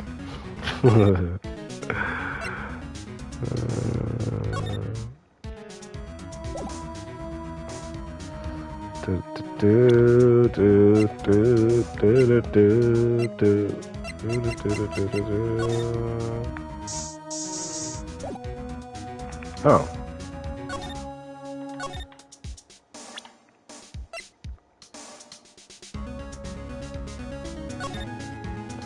Wait, because I can't just activate this. So how do I...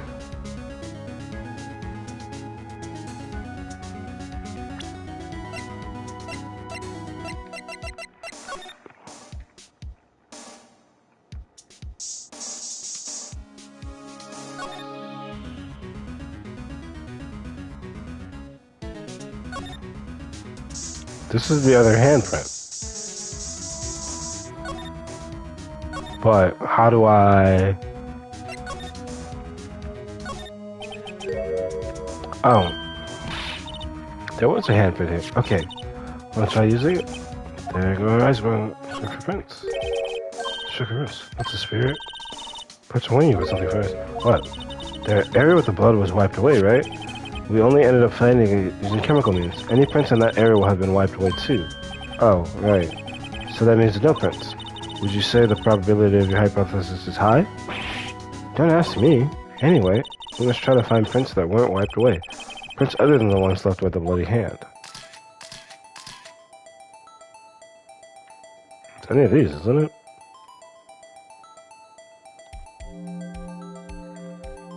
Better not be in the corner.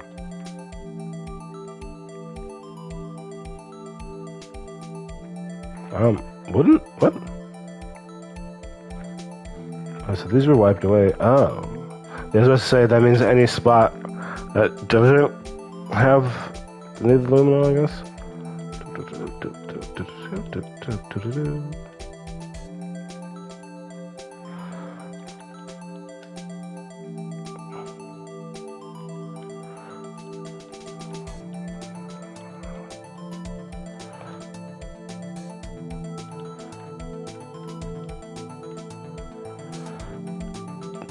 Do do do do do. Okay, and then press triangle. I feel like that's the whole thing.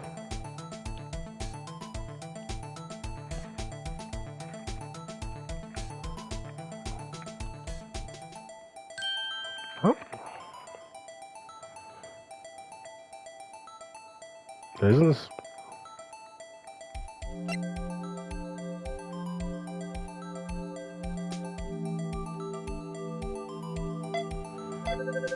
Let's see how many points we can compare. Oh.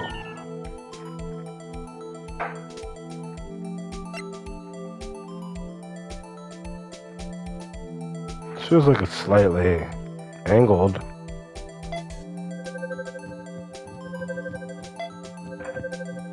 Yeah, that doesn't seem this.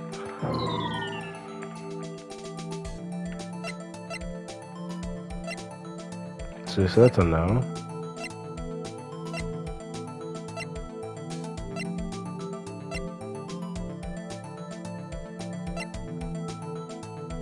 Oh.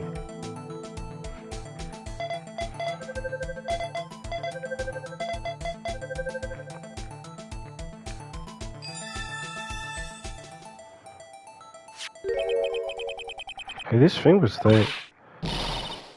who's a they? Who's? Is it someone I know? It's Officer Marshall. Huh? Officer Jake Marshall? Interesting. That's gotta be a coincidence. He's not involved in the crime. Or is he? I don't know. This is decidedly different from Detective Gumster's prints. The luminol reaction. The blood and the fingerprints are in the same place. Oh. So we have Jake Marshall's fingerprints on a white bloodstain? But why would Officer Marshall? Looks like our investigation is finally turning up some results. I guess this is what you'd call decisive evidence. I don't believe it.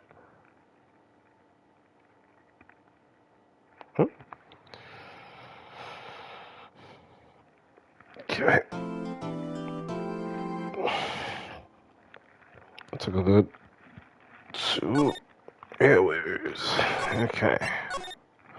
Now, trial former. Oh, so each of these trials is 2 parts. So that would be 1 investigation, 2-part trial. 1 investigation, 2-part trial. That's 4. So what do you think, Mr. Wright? I think the prosecution is as confused as we are. After all, the victim was murdered in 2 different places at the same time. Oh, oops, I didn't realize it was Lana speaking. And a different suspect was arrested at each of the crime scenes. Lana! Good morning, Mr. Wright. I apologize for yesterday. I was indisposed. I hope that didn't hold you too long for your question. We just finished, actually. I'm used to all-nighters, though. So how did it go? It's as Mr. Wright suspects. The police are clueless. I figured as much, so I struck a plea bargain. God damn it, a plea bargain? What do you mean by that? We agreed that if I told them the truth behind this the simultaneous murder, they wouldn't seek capital punishment. That's what I meant, me and Emma. But Lana, don't tell me you... Much to my regret, I'm as much in the dark about this as they are. Miss Sky. We found trace evidence of a certain person from the police department's evidence room. They belong to Officer Jake Marshall. What kind of trace evidence? Bloodstained fingerprints, to be exact. That's a trump card I have up my sleeve today. You do understand what this means, don't you? In order to defend my sister, you're gonna accuse Mr. Marshall. We have to play the cards we're dealt. Isn't that right, Miss Sky? Do what you have to do, Mr. Wright.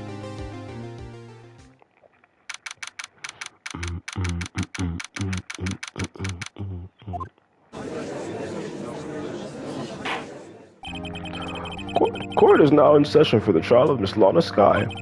The defense is ready, Your Honor. The prosecution is...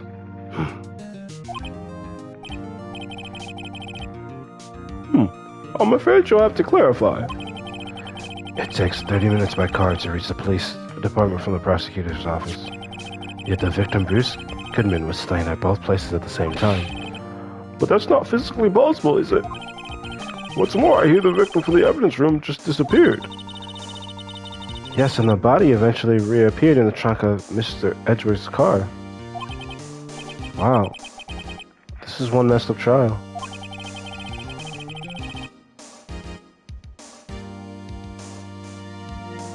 Wait, what? One of my duties as prosecutor is to present impartial evidence. But Edgeworth was... Okay. Edgeworth was getting evidence, and he was there. One of my duties as prosecutor is to present impartial evidence. Today I will present evidence related to the murder of the police department. In so doing, I believe the way in which we should proceed will reveal itself. Now that's what sets Edgeworth apart. He sounds so on top of things, even though he doesn't know what's going on himself. And that's supposed to be an admirable trait? Very well, let the trial resume. On the day of the crime, what even transpired at the police department? I'm just getting rid of a notification here. Mr. Edgeworth, you may call your first witness of the day to the stand. For its first witness, the prosecution calls the suspect of the murder that occurred at the police department. The suspect? You mean the so-called murderer? Oh boy. Things are getting wild from the get-go.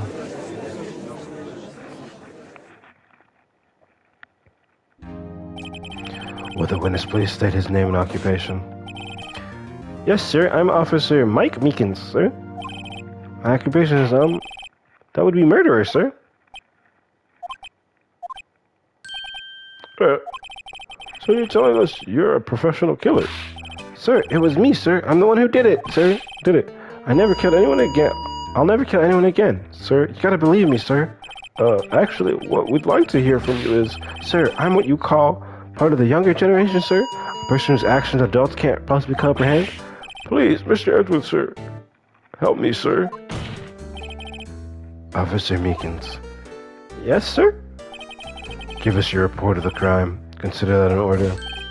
Yes, sir, as you wish. After all, I'm a part of a generation that must be told what to do, sir. You can't follow me from a lack of enthusiasm. Crime report, sir.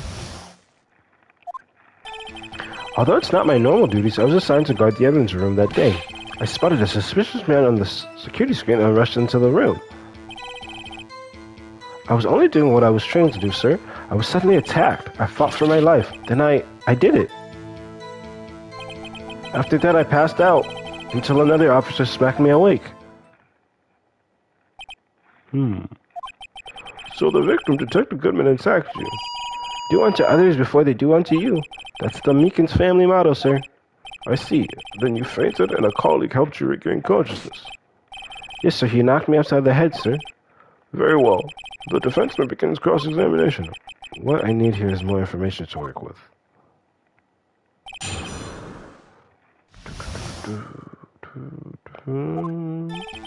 Although it's not my normal duties, I was assigned to the guard section. Why is that?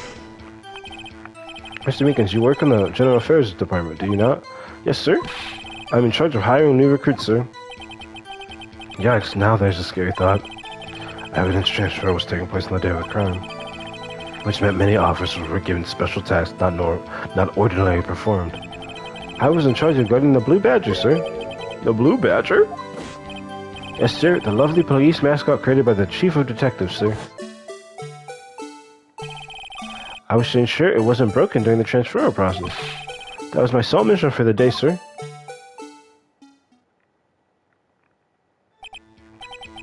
I see. Sounds like a very, important mission. After the award ceremony finished that day, there were so many people running around that I relocated the Blue Badge to the evidence room. Oh, so that's why you went to the evidence room. Tell us, what did you see when you got there? I spotted a suspicious man on the security screen and rushed into the room. In order to enter the evidence room, you need an ID card, am I correct? Precisely, sir. I have one right around my neck. So then, your ID number should be listed on here, right? Wait. What the? There it is, I found it. This is the one right here. Could you please read us the number? Yes, sir. It's 4989596. That's my number, sir. I see. Huh? But the number 498 is shown as being used twice.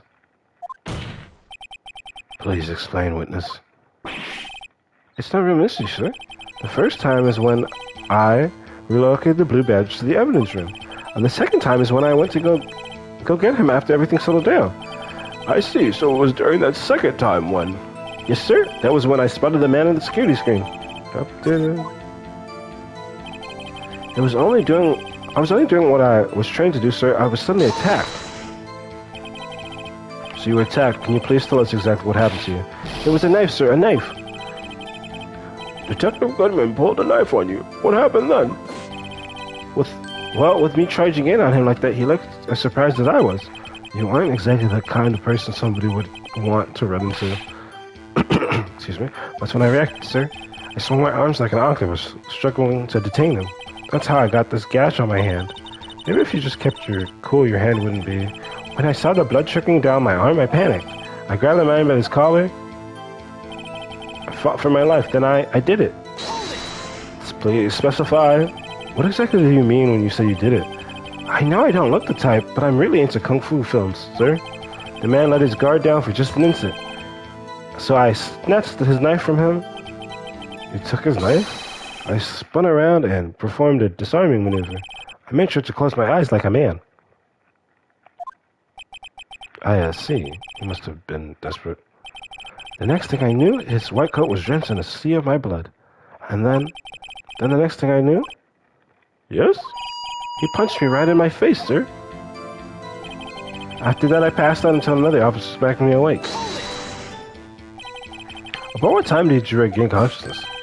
No offense, sir, but how am I supposed to know that? I was unconscious. Oh, right. According to the report from the police officer that woke up the witness, it was about 5:30. He hit me right in the head, too. I woke up crying tears of pain. That's nice. It's nice that you recovered, that is. When I came around, though, I made sure to finish my mission, sir. Your mission? Yes, sir. The Blue Badger, sir. I returned to the entrance before things got out of hand. Well, we can all rest easy now. I believe we now have a fairly accurate picture of what happened. Yes, Your Honor. Only one thing remains unclear.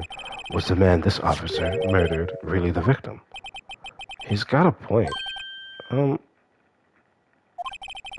Yes, Officer Meekins? With regards to that, sir, take a look at this. It was sent to my jail cell. Chief Gant delivered it to me just this morning. The chief? Delivered it? What is that? A videotape? Yes, sir. That's absolutely right, sir. A videotape, sir. It contains footage from the security camera and the evidence room. What? But I specifically asked if there was such a tape, and was told it had been mistakenly erased. That's quite a mistake. I just do what I'm told, sir. It's the only thing I'm really good at. Looks like communication with the police department is as good as ever. Gan is really like, fuck you, Edgewood. Well, then let's have a look. Show us the video of the murder. Show us the video of you murdering the victim. Oh, please stop using that word murder, sir. It scares me. A video of a real murder. Just what are we getting into? Ourselves into?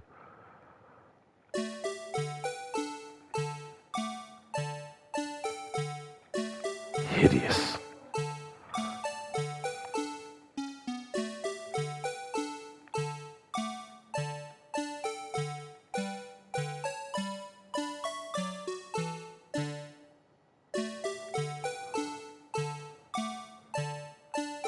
Ha, it obscures the person's face. The glove fell out. Okay. And then Meekins snuck in. Then cut his hand. Yeah, that's the problem. It looks like anything that Meekins got stabbed. And then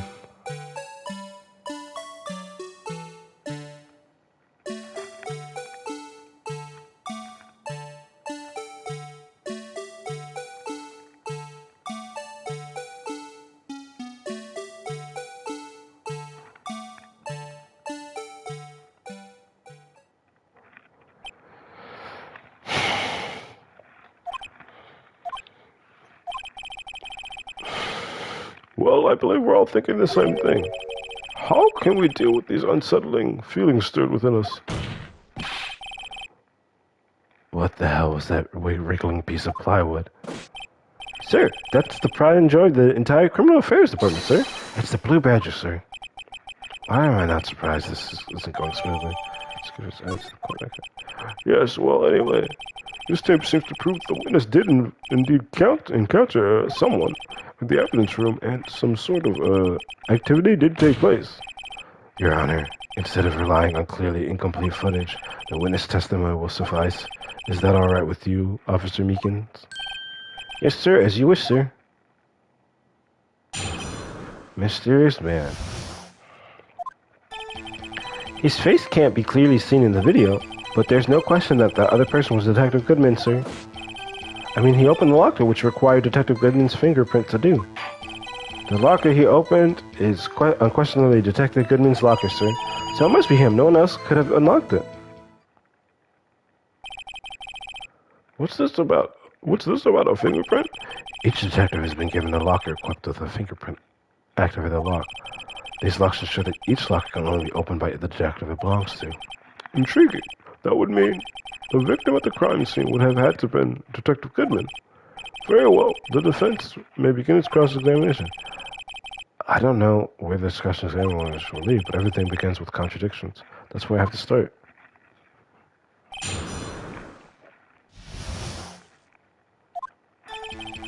His face can't be clearly seen in the film, but there's no question that another person was Detective Goodman, so. But you don't know that for sure, do you? You never actually saw Detective Goodman's face. Well, I suppose you might say that. That is if you must label people as having seen or not seen it.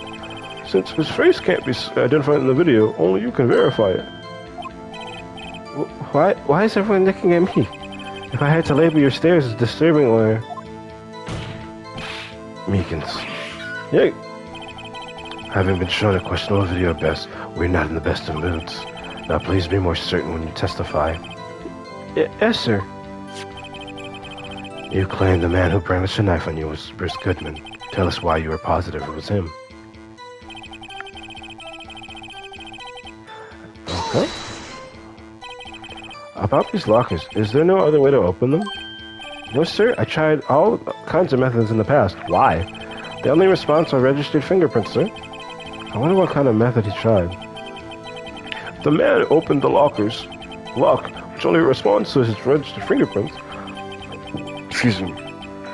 Then he must be the person the lock was assigned to. Exactly my point, sir, and this too. The locker he opened is unquestionably Detective Goodman's locker, sir. How do you know that information? I've heard rumors, sir, from people in the know, sir. People in the know? The workers in the department cafeteria, sir, they keep me informed. They also listen to my romantic troubles, sir. For the record, their open locker did indeed belong to Detective Goodman. I verified this information through a more reliable source. So the victim opened the locker with his own fingerprint. So it must have been him. No one else could have unlocked it. However, the most important details not sure. Please do. After all, you are the one being examined. I don't understand why the man's face is so important in the case, sir. I mean, it was his hand that opened the fingerprint lock. And it was his hand that tried to thrust his knife into my body, sir. And my unsettling state can testify enough to this, sir. Yes, you have a point. The footage doesn't lie. That is, unless the defense can find a problem with it. Mr. Wright, let's check the court record again. Is there a problem with the security tape? There's a problem. Regarding the videotape contained on this tape, there is one thing in particular that seems rather strange. Strange? This contradiction leads to the possibility that the man may not have been Detective Goodman. What? This video contains such a contradiction? Interesting. Your Honor, I have a proposal. Yes, Mr. Edgeworth? I propose we have the defense point out to this contradiction in the videotape. He would want me to point it out. I remember it. Very well. Proposal accepted. Let us further inspect this piece of evidence. I will now play the security tape. Mr. Wright, please show us this contradiction you speak of. I have to point out a problem in the videotape. This is the first time I've ever had to do that. You can do it, Mr. Wright. It's set up so you can fast forward, rewind, or pause. Just take a good look at be sure to point out the thing. Please don't play it too intense. I can't stand watching this video. How did this guy ever become a police officer? Now then, Mr. Wright, please enlighten us. Where is the contradiction that indicates that man may not have been Goodman? So, funny enough, I remember doing this part, and it took me forever to find the contradiction. I was like, what? But I got it.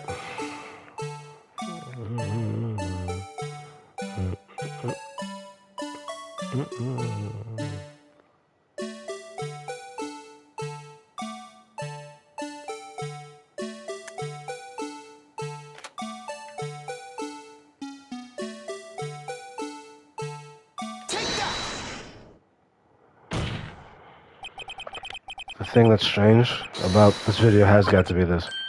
Yes, that's strange. Something certainly seems unnatural about it. What could it mean? Sorry to interrupt, Mr. Wright, but you seem to have forgotten the point of this exercise. The point? What you're looking for is one thing and one thing only. Something that indicates the man may not be Detective Goodman. Yeah, it's the fact that the cloth is in the locker. Ooh, I almost walked right into the pencil's trap. I'll place him under arrest, sir. Rats, I need to slow things.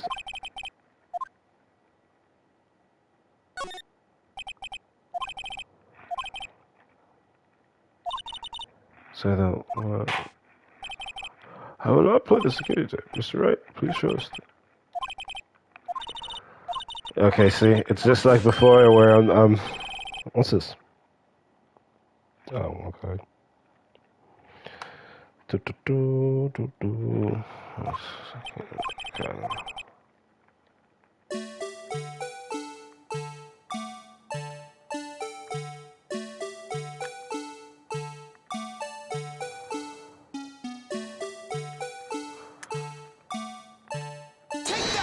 Oh wait, no, I pressed something wrong. Oh, I pressed triangle. Oh! No, I think you're right. It wasn't fully closed, wasn't it?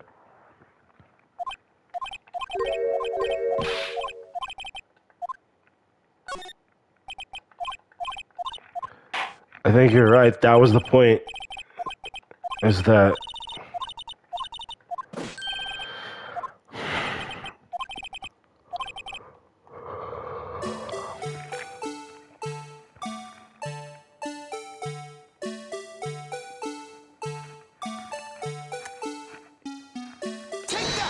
No! I keep pressing...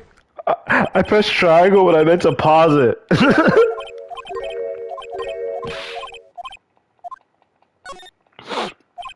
That's not what I meant to do.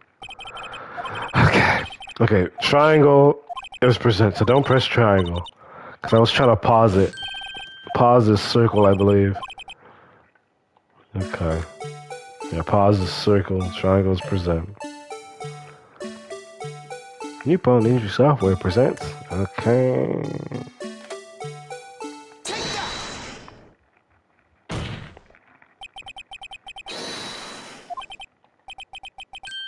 Wait. Oh, do you have to pause it when it falls out?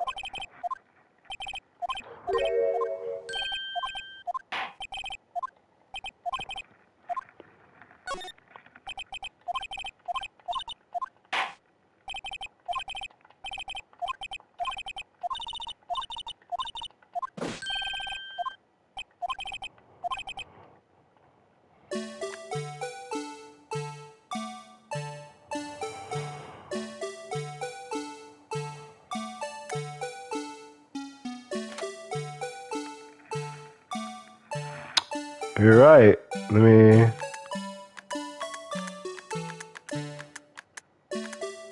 Yeah, before he even... Wait, is it light before he gets there? Is on already? This rewind's really slow. Yep, there it is.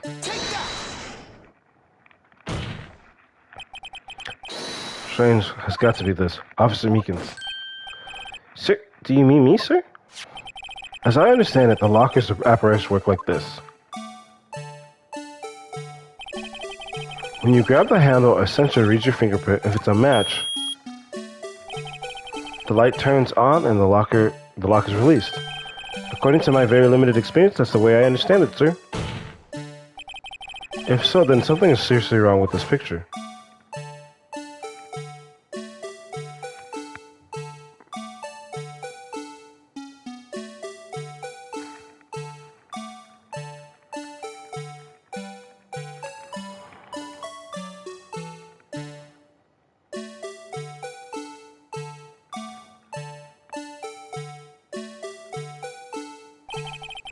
When the victim reached for the hand to open the locker, let's rewind to a little earlier. If you're just gonna do it this way, why did I have to point it out?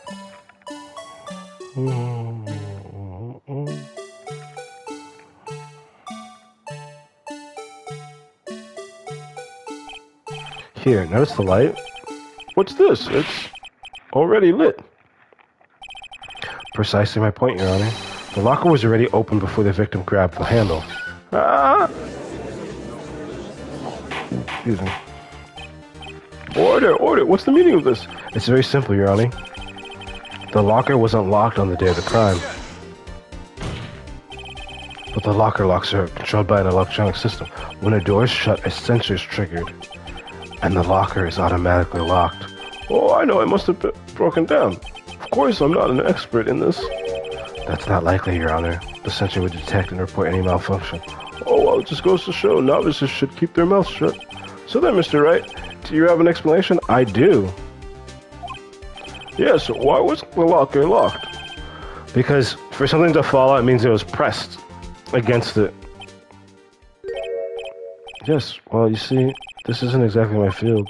What do you think, Miss Scientific Investigator? Huh? Oh, maybe something like jam the system sensor? Something. Jam the sensor, say. There's something else that seems other places. There's got to be another clue somewhere in this footage. Very well. Let's check the video once more. Wait, am I rewind? Oh, fast forward. Fast forward. Fast forward.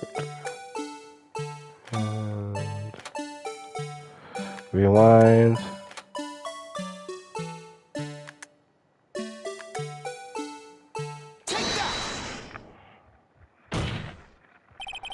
Please watch closely. This is the continuation of the part I showed you earlier.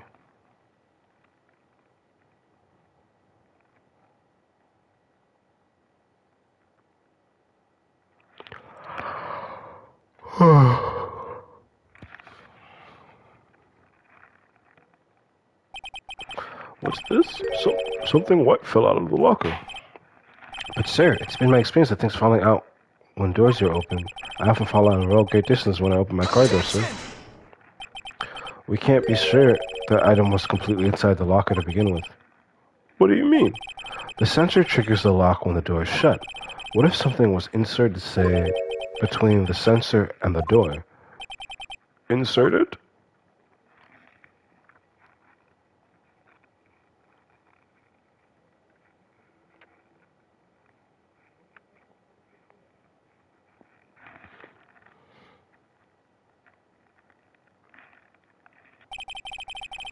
This white thing wasn't inside the locker.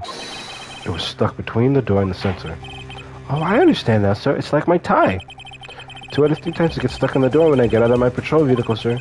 Instead of the door closing, my tie chokes me. But the object would have to be extremely thin to fit on the door. Not only that, it would also have to block electric currents. It would need to be an insulator. Yeah, like rubber gloves? Yes, an insulator, but at the crime scene, there just might have been something that fits the description. But sir, by insulator, you don't mean... I think I finally got this figured out. Very well. Will the defense please present the relevant evidence? What was this insulator that was stuck in the door?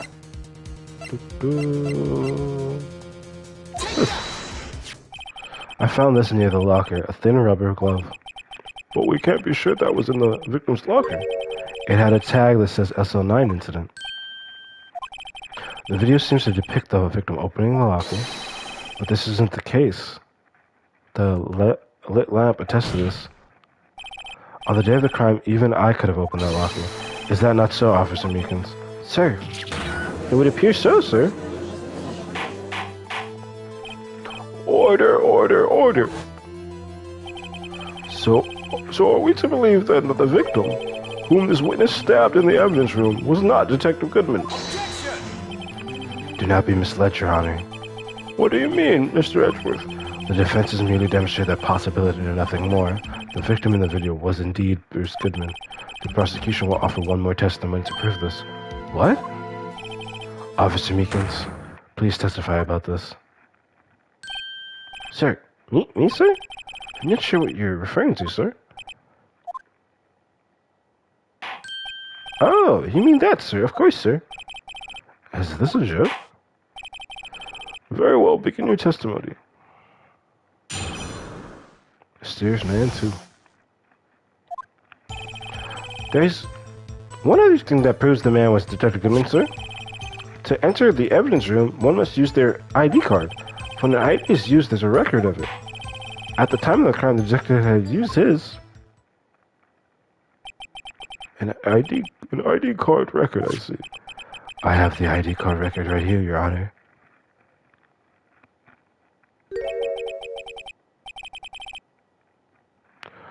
The ID used at 5:14 is that of the victim. Just before the crime, Yes, without a doubt, this is the victim's ID. However, one thing does strike me as unusual. Several hundred cases should have been due for transferal. Why were there so few people using this room? This particular evidence room is only used for storing certain special cases. Special cases? Extremely violent cases involving police staff. Just hearing that makes my hair stand on end. Me too, although it doesn't make much of a difference. There were only a few cases up for transferal there, and most were cleaned up by Renown. Right, I see. Now let us move on to the cross-examination. Card hanging from your neck, one of those ID cards? Yes, sir. This card right next to my cuffs, sir. I keep it here so I won't ever forget it. But what if someone were to steal it from you, keeping it out in the open like that? Maybe I shouldn't wear it around my neck. Remember when I said 2 out of 3 times my tie gets stuck when I get out of the car? Well, the remaining time it's my ID card that gets stuck. So the door closing, my ID card chokes me. Maybe I should just leave this one alone. At any rate, each police officer only has one ID card, but the police department and the prosecutor's office can attest to this. Please proceed with your testimony. When an ID card is used, there's a record of it. Let it be noted that this is the record the witness referred to. Let me see. Yes, that would be it. Detective Goodman. What's the matter? According to this, Mr. Edgeworth, your name is on here. So it is, Your Honor. Not that prosecutor again. Hey, maybe he's behind all this. Being a prosecutor, he could hide the evidence. Mommy, is that man in blue a murderer? What the f- Oh, would they mean Meekins or... You've got the wrong color, kid. Oh. It would seem the inquiry committee will want to speak with you again today. I have nothing to be ashamed of regarding my actions or their consequences. For now, let us continue with the cross-examination. Poor Mr. Edgeworth, it must be so difficult for him. At the time of the crime, the detective had used his card. Excuse me. Earlier, I believe you testified that when you asked the man to show his ID card, he pulled a knife on you. Yes, sir, he didn't show me any ID card, sir. Don't you think that's odd? I mean, if he had his ID card, all he had to do was show it to you. There wouldn't be any reason to draw a knife. Maybe he just panicked. Everything stems from contradiction. Let's point them out. Mr. Wright, what do you think? I'm confused. What? The problem with this ID card testimony is far too obvious. It's not like Edgeworth to miss something like this. You're thinking too hard about it. Come on, let's show them what we got. So let's use the ID card. Key card. But then... Objection! Wait 1 moment, Officer Meekins. I'm not good at waiting, sir. I have the victim's ID card right here. I found it at the crime scene. That makes sense. When I say crime scene, I'm not referring to the evidence room at the police department. I meant the other crime scene, the underground parking lot of the prosecutor's office. Your Honor, I have one more piece of evidence to present. It's a very important clue regarding the victim's ID card. Lost item report. It's only half complete, but it shows that Detective Goodman had lost something on the day of the crime. Something important enough to fill out this report. Let me guess, you believe this something to be his ID, right? I can't say for sure, but there's a high probability on the day of the crime, Detective Goodman was not carrying his ID. Carrying his card. Order. So now what does this mean after all? It can only mean one thing. It doesn't even require much thought. The man Officer Meekins encountered in the evidence room was not Detective Goodman, but rather the man who stole his ID card. Order. Does the prosecution have a response? I have only one thing to say to the defense. Bah humbug? Bravo, Mr. Wright. Bravo? Allow me to summarize the defense's argument. At 5:15 on the day of the crime, the man in the evidence room Officer Meekins encountered was not Detective Goodman. There are two grounds to support this. First, the locker in the evidence room was already unlocked. Second, the victim lost his ID card. Am I correct so far, Mr. Wright? Yes. What's he up to? That being the case, we must inevitably arrive at a single conclusion. If the victim in this video is a fake, then the murder in the evidence room is also a fake. In other words, the security camera does not show the instance of the murder. That is... Well, I guess that's right. He's basically saying that the real murder happened at the prosecutor's office garage. Is something wrong, Mr. Wright? Only moments ago you seemed content to be pointing your finger around. This isn't going to end well. Well. It seems you finally realized exactly what you've gone to such lengths to prove. Explain yourself, Mr. Edgeworth. The defense has already done the explaining for me. The victim in this video is a fake, which means a murder did not take place at the police station at 5:15 on the day of the crime. So the real crime could only take place at one location, the underground parking lot, at the prosecutor's office, the murderer being Miss Lana Skye, the defendant. The evidence is compelling. A trustworthy witness observed the moment the defendant used the murder weapon.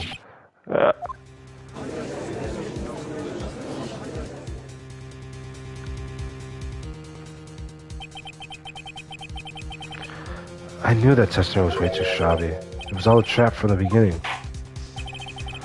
The activity in the evidence room still leaves many questions unanswered. Who exactly was the victim Officer Meekins encountered, and where did this person disappear to? However, this trial purposes to examine only the murder of Detective Goodman. Just so, Your Honor. Mr. Wright, you have to do something or else, Lana. What do I do? How am I supposed to get myself out of this, man? Objection! One moment, Your Honor. What now, Mr. Wright? Don't tell me you're objecting to what you've just proven.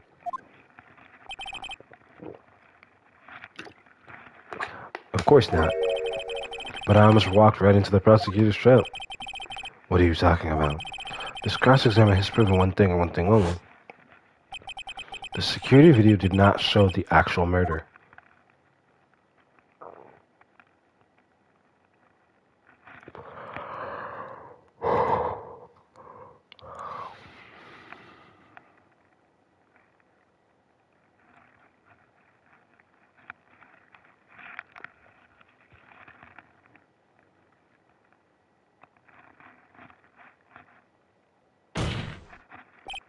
However, it can't be said that it is unrelated to the murder in the parking lot.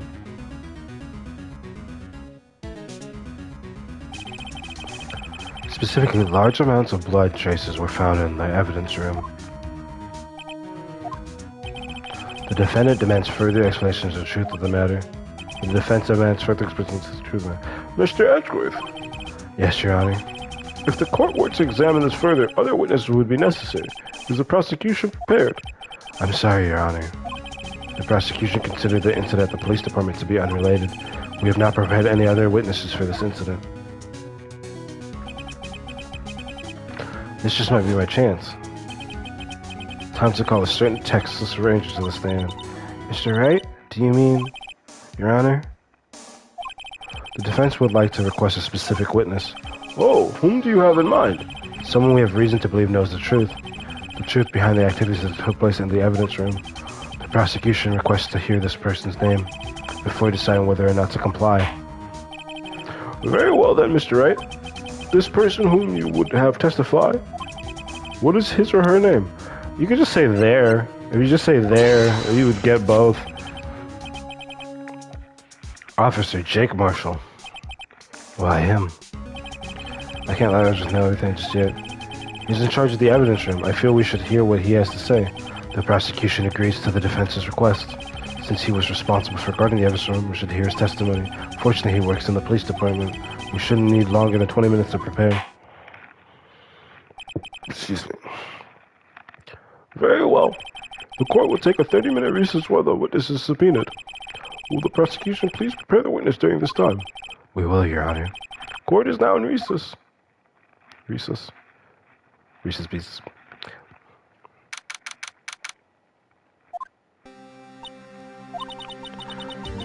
There's no stopping you, is there, Mr. Wright? Huh? What do you mean? You called for Jake Marshall. It seems you figured out everything out. I haven't figured out anything. Lana, you're the one who knows everything. Emma? You always know everything. Why don't you just tell us? Mr. Wright is trying his hardest to protect you. I don't recall ever asking for his protection. Technically, when you asked him to be your lawyer... How can you be so cold? Don't you trust us? Don't you trust me? Hope I'm not interrupting anything, pals. Oh, yes I am. I'll come back later. Wait, Detective Gumshoe, what is it? You got a lot of nerve, pal, making a detective run around all around while on duty.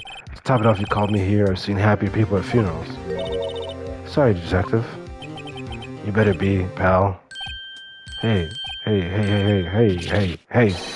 I didn't see you there, Chief Prosecutor Scott. Yeah, because I was about to say, that's surprising that he would act like that, sir. That's okay, so have you brought what I asked? You mean this, right? My apologies, Detective. Due to my present circumstances, I was forced to use Mr. Wright's name when making my request. My name? Never in a million years would I have thought it was you who asked me. Could I bother you to bring me the SL9 incident files? I'll need them by noon. Talk about crazy. The SL9 incident? But Lana, that's... I thought Mr. Wright might need them, so I had them brought here. Here, you might do well to read them. I can't believe you, the chief prosecutor, were a witness in that case. Miss Scott was a witness? Take it from me, you don't want anything to do with serial murderers. Oh, what? Now that I've brought you your stuff, you're just gonna ignore me? Emma, but why? Why is your name in here? What? My name's in there? I don't know, unless... No, it couldn't be. Lana, the SL9 is that... Oh! That's the classification number the police filed it under. 2 years ago, the rest of the world knew it as... The Joe Dark killings. The Joe Dark... No, Lana. That's over with.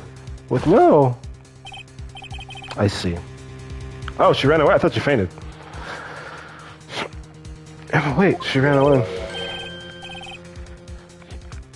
You know what? I just remembered I gotta be somewhere.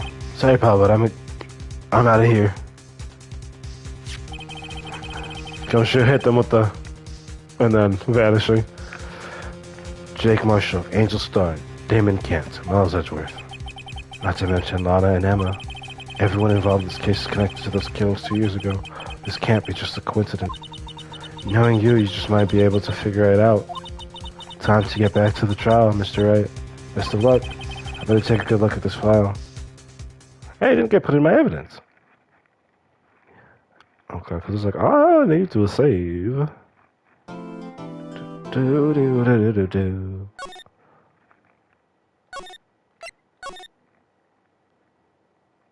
Day 3 trial ladder. So yeah, there's 2 parts of his trials. That would be trial 4, and I think they said there are 7 trial parts, 3 investigations. So if I do 1 more investigation, then just do the whole trial as 1 video. That should be able. If I do 1 more investigation, I think. Oh, I actually have way more time than I thought. Because again, I wanted to do this at 4 hours, but it's 2.5 hours in. The court will now reconvene for the trial of Miss Lana Sky. Emma didn't come back. Allow me to call the next witness to the stand. The officer in charge of guarding the evidence room on the day of the crime.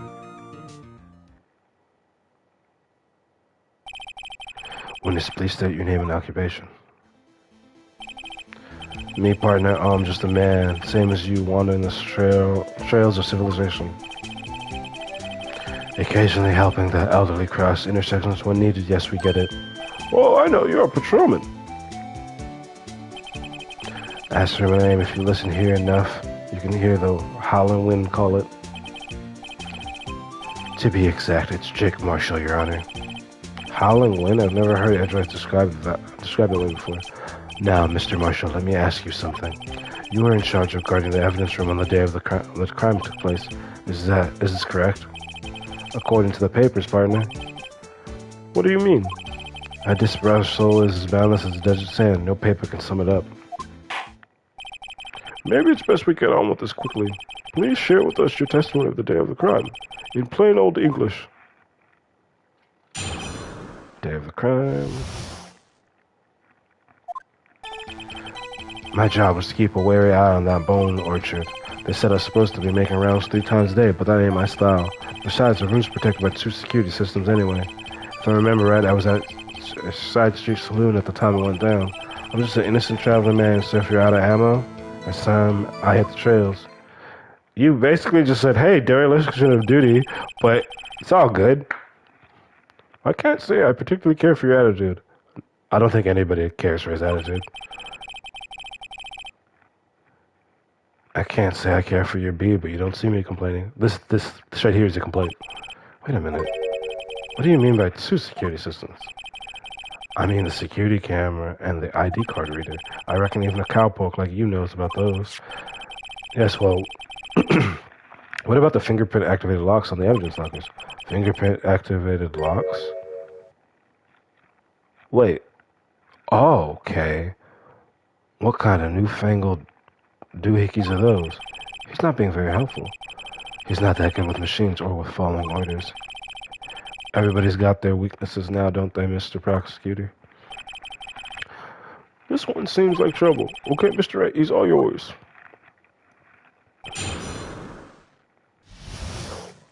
Excuse me. My job was to keep a very eye on the bone launcher. Not your style. 2 security systems. You used to be a detective, so you've used the evidence room in the past, correct? Of course. Back in the day, my locker was a gold mine of evidence. And yet you didn't know about the fingerprint locking mechanism? Sorry, partner, I ain't good with machines. I couldn't even tell you how a bike works. It's quite incredible. The sensors on the locker handles cannot be seen. It's well known that some detectives are unaware of their presence. Now that he mentions it, Detective Gumshoe said something like that too. At any rate, it does seem like this is relevant to the crime. Can you tell us what you were doing when the... Wait, you said doesn't seem like it's relevant? Can you tell us what you were doing when the crime took place? If I remember right, I was at a side street saloon at the time it went down. What were you doing in a place like that? I was eating spaghetti. Not even angel steak lunches can beat that parlor's vongole sepa pasta. Do you mean to tell us you abandoned your police duties to eat some noodles? Not all desperados eat tacos, partner. That's not what I meant. I hope this has at least taught you a lesson. That's strange. This is usually where Edward says, "Did you not want to raise this year?" I'm just an innocent traveler, so if you're out of ammo, it's time I hit the trails. Out of ammo, Officer Marshall? That's right, partner. Or as you'd call it, evidence. If you plan to pin me to this crime, then you'd better draw.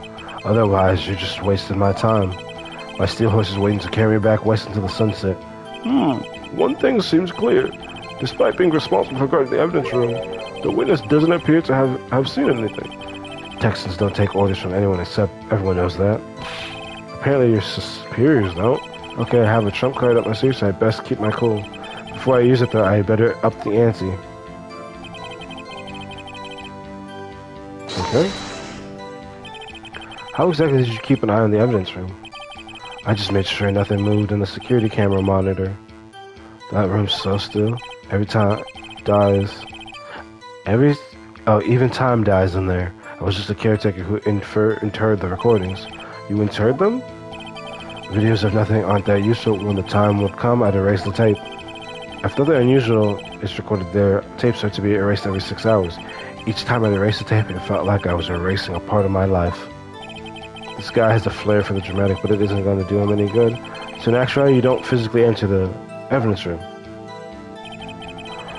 They said I was supposed to make rounds 3 times a day, but that ain't my style. But you made your rounds on the day of the crime, right? Ain't you heard a word I said, partner? I told you that ain't my style. I'm afraid I don't understand. No desperado I know lets rules get in his way. No desperado I know joined the police force. So, Officer Marshall, on the day of the crime, just between you and me, I didn't set foot in the evidence room that day. There was a rubber glove stuck in the victim's locker. Do you know anything about that? Sorry, partner, can't say I do. I haven't been in that crypt in weeks. How does this guy avoid being fired?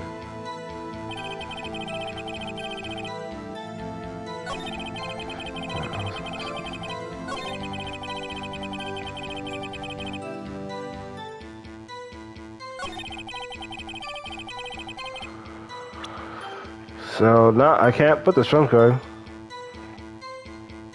Yeah, these games are really fun.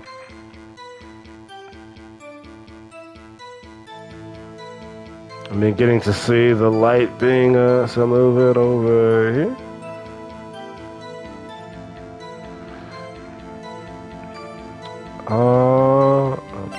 What evidence? Because the trump card is this. Oh, let me close. Edward Jones, Jason Knight, Edith Kirby, Rachel Moss, Jeb Bates, O'Neill Marshall, Head Prosecutor Miles Ellsworth, Witnesses Lana Sky, Emma Sky, Investigators, Executive Investigators Damon Gant, Lana Sky, Head Investigator Bruce Goodwin, Investigators. Let me move this. I'm always having to adjust this. I'll just turn it this way, I think. And that doesn't really tell me much of anything.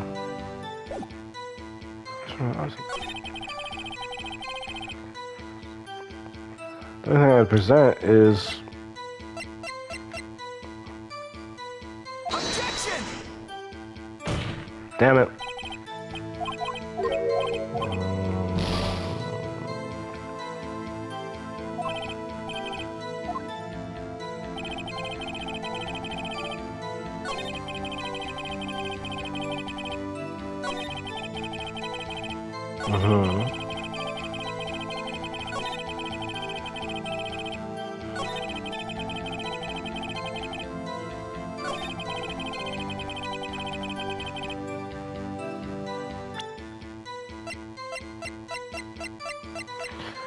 Phoenix said up the ante, so before I present the fingerprints, I'm supposed to present something else, but I don't...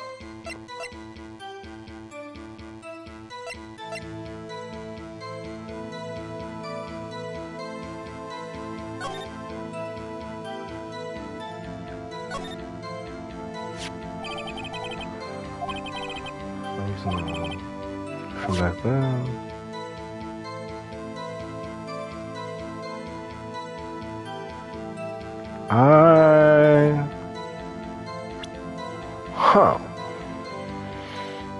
What am I supposed to do?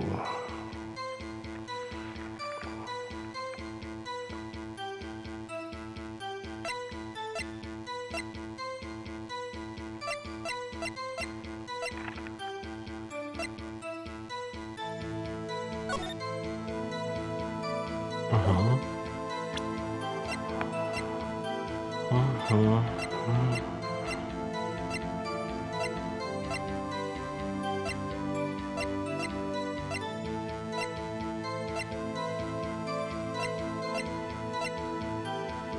Oh.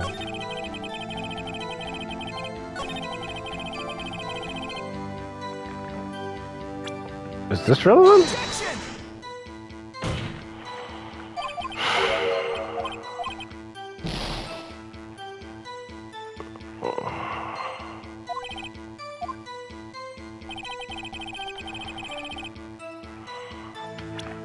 Two security systems. Doesn't react when I show the fingerprint.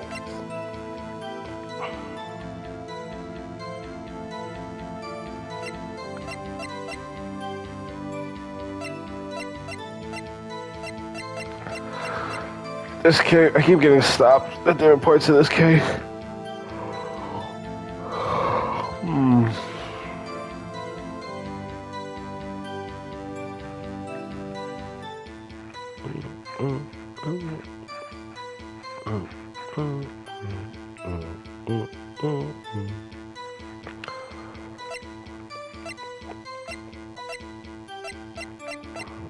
I'm not saying the next logical conclusion for these.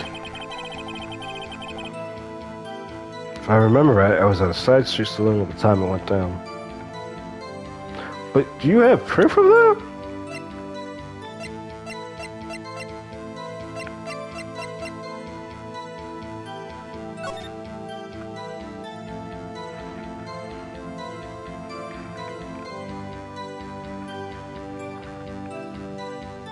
I mean, deciding who came there at 7 or 5:20. Well, actually, I'm not sure.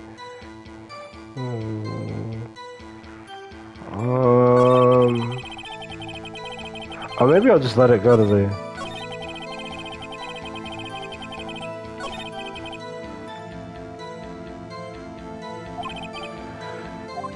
See up. I pressed on everything, so what evidence? Okay.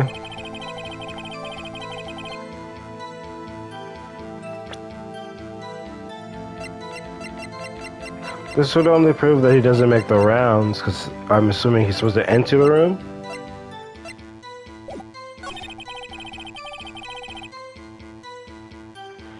I showed this to say that.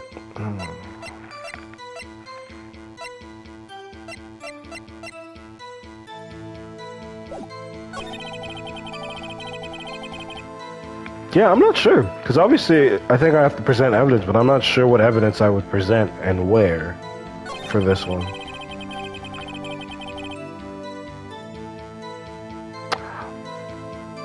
Super random. Wait. Objection! He said ante up, so I thought he meant that I had to wait on that. Ridiculous. Yeah, it's weird because I thought I was supposed to wait with the way the Phoenix had said it, but no, I didn't have to. That it's you being called to testify like this. After all, you weren't in the security room at the time of the crime, and yet you dragged me down here. Explain yourself, partner. It's quite simple. You left a very large trail behind the scene, or to be exact, a handprint. Oh yeah, cause listen real good, partner. Like I said, I'm the caretaker of that crypt. I pay my respects, that is, make my rounds about once a month. It's only natural my fingerprints would be in there. I only wished it were, officer. But you see, your fingerprints were covered in blood. Witness, what is the meaning of this? Your blood-stained fingerprints brought the crime scene? The blood was wiped away, however. A luminol test clearly revealed this. Well, Officer Marshall? It seems to me there ain't a person in this room with a head on his shoulders. I take it you have an explanation then, Officer Marshall? About the blood-stained fingerprints. Very well. You may begin your testimony about your fingerprints. Found at the scene of the crime. Bloodstained fingerprints. Like I said, it's only natural for my fingerprints to be in that evidence room. One of them just happened to be at the same place as the bloodstained handprint. The murderer touched the lock where my fingerprint was by chance. She's not better. Yeah. The fingerprints are completely red. Or didn't you know the murderer was wearing gloves? How would you know that? See, I have nothing to do with it. But how would you know that? The witness's explanation appears valid, although there's room for doubt. Life wouldn't be fun without any doubt, partner. The defense may now cross-examine the witness. This guy's hiding something, I can feel it. Now's my chance to prove it.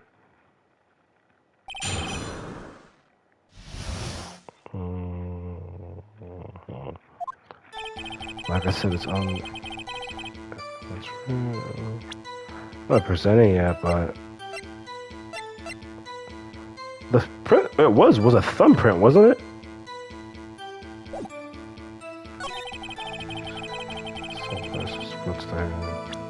Let me press this first. So then, what about the bloody handprint? It wasn't mine, it's no mystery. Please explain. My locker is covered with my fingerprints. It just so happened the murder touched the locker where my fingerprint was by chance. The chances of that happening are 1,000,000 to 1. On the contrary, one could argue just the opposite. The chances of that not happening are 1,000,000 to 1. Get one thing straight, partner. You ain't gonna get no reward from me with a mere fingerprint. You wanna know why?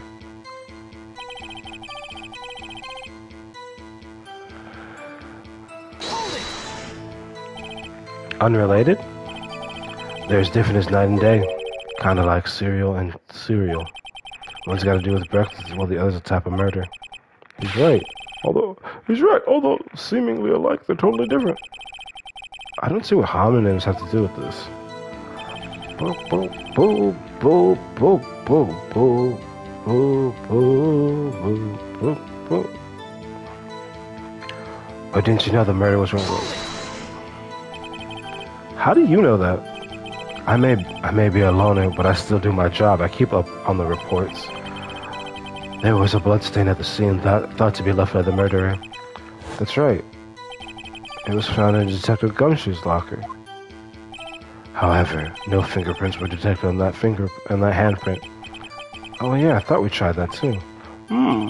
So that would mean the murderer was wearing gloves. Happened to place their hand on top of Officer Marshall's fingerprint. That's the only... Yeah. That's the only logical conclusion. I can't let him squirm out of this one. I've got to find something. Maybe he decides to tie to this crime. The only thing I'm thinking is the fingerprint is because the fingerprint... Yeah, it happens around this time every day.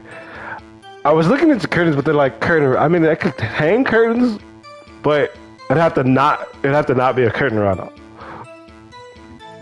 Because I was looking, it's like, oh, you have to drill the round in place, and I'm like, oh, I can't do that. So, oh,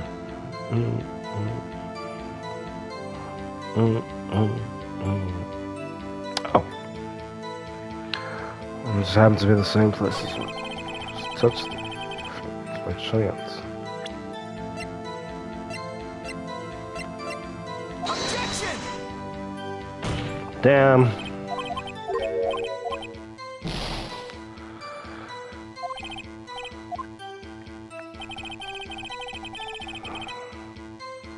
Oh, wrong thing I pressed. This is what I meant to press. We're gonna play. It's gonna... Because I really think it's this.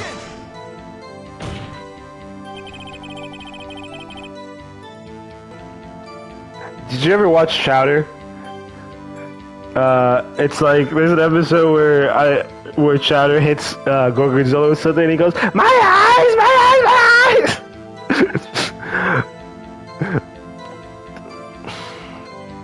The witness statement is clearly faulty, Your Honor. Oh. Yeah. Maybe it was just something decisive. Turn it this way, please. Wait, what the? I want it. Okay. Jeez.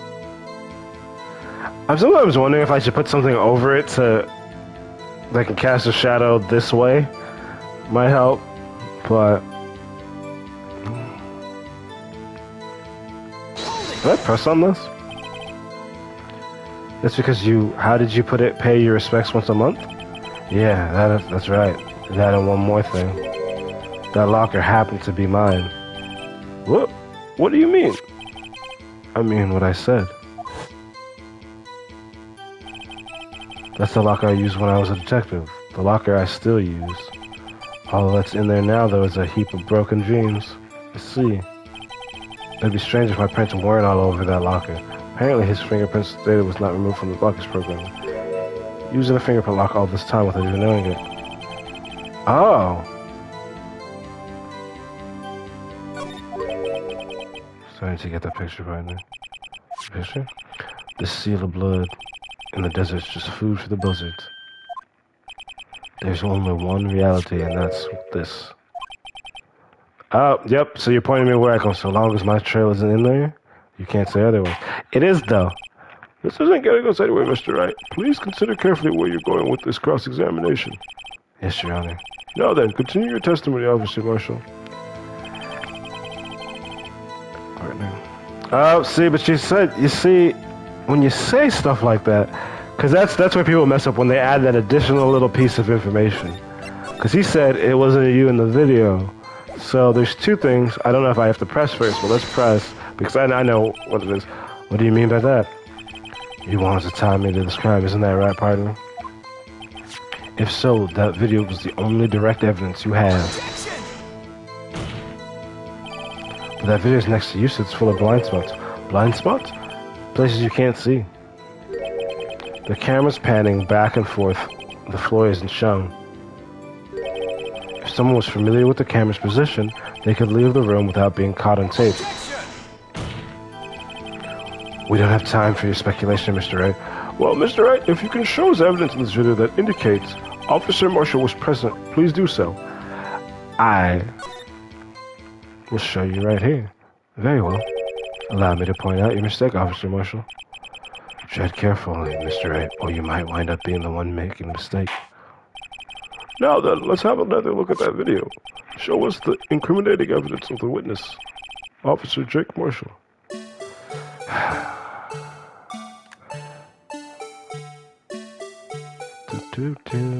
Cause he was back.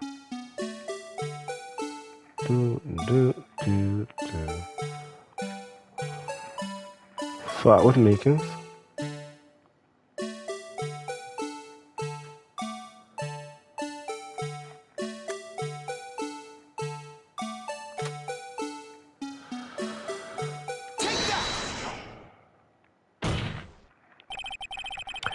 Bringing our attention back to the security camera is a mistake I'm afraid you'll soon not forget, Officer Marshall. The days are short in Texas, and so are our tempers. Could you sum up what you have to say in 8 words or less?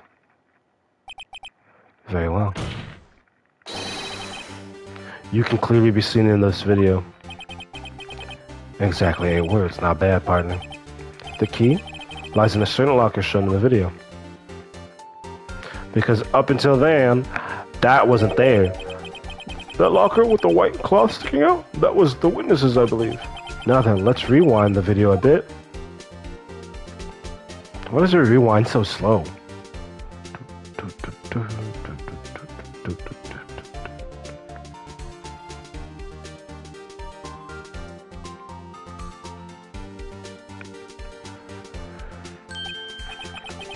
Oh, the white cloth, it's gone. What's the meaning of this, Officer Marshall?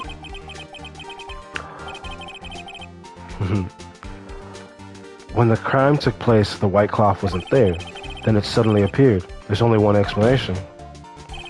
Officer Marshall, you were in the evidence room at the time of the crime. What's more, you opened your locker when the camera was turned away. And then he'll probably try to say, like, oh, some bullshit like, oh, no, that's not him. Hold your horse, sorry, partner, but you got the wrong man. So what if my locker was opened? That doesn't mean I'm the one who opened it. Yeah, see, this is where you not paying attention to show stuff matters. The murderer needed to hide something, so he opened a locker and stuck it in. It's not my fault he had to choose mine. Why is everyone staring at me like I'm a wanted man? Because you're a dumbass. This guy isn't just playing dumb. He really doesn't know. I hate to rain on your parade, but you're the only person who could open that particular locker. Oh yeah, I'll call your bluff. You say I opened that locker. Now prove it.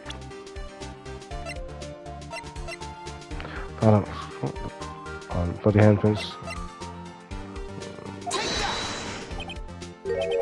A fingerprint sensor? Yeah. We talked about this earlier today.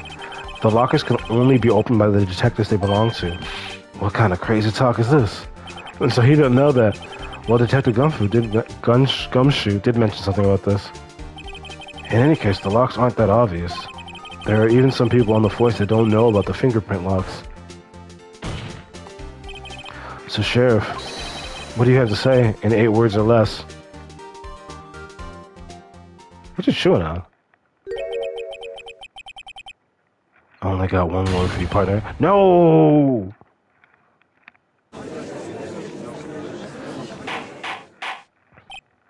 Order, order, order. Witness, explain yourself. If this is a joke, it's the worst I've ever heard. I assure you, this is no joke, Officer Marshall. Now then, please tell us what you were doing in the evidence room at the time of the crime. Well, please answer the question. What is he now, a bullfighter? That's all right, Officer Marshall. I believe we can figure out the rest from here. We can? Have a look at these floor plans. There's no place for someone to hide in the evidence room. Yet Officer Meekins didn't see Officer Marshall. If that's the case, then where was the witness? It seems Mr. Wright has an answer. That's right. The only possible conclusion... Well, let's hear it. Where was Officer Marshall at the time of the crime? Are we being serious? Wait, what? Oh, okay. Because for a second I was about to say, like, wait, I got it wrong? Officer Marshall was standing right here. So Officer Meekins didn't notice him standing there. That's almost as credible as Meekins' warp theory. Wait, what? You changed everybody, better relook. Wait, that wasn't it? Now that can't up on me. Perhaps. You should think a little more about where Officer Marshall was. Officer Meekins should have seen him in the evidence room. That means the only place he could have been would be... What? Oh, I messed up. I put killer. Was officer at the time of the crime.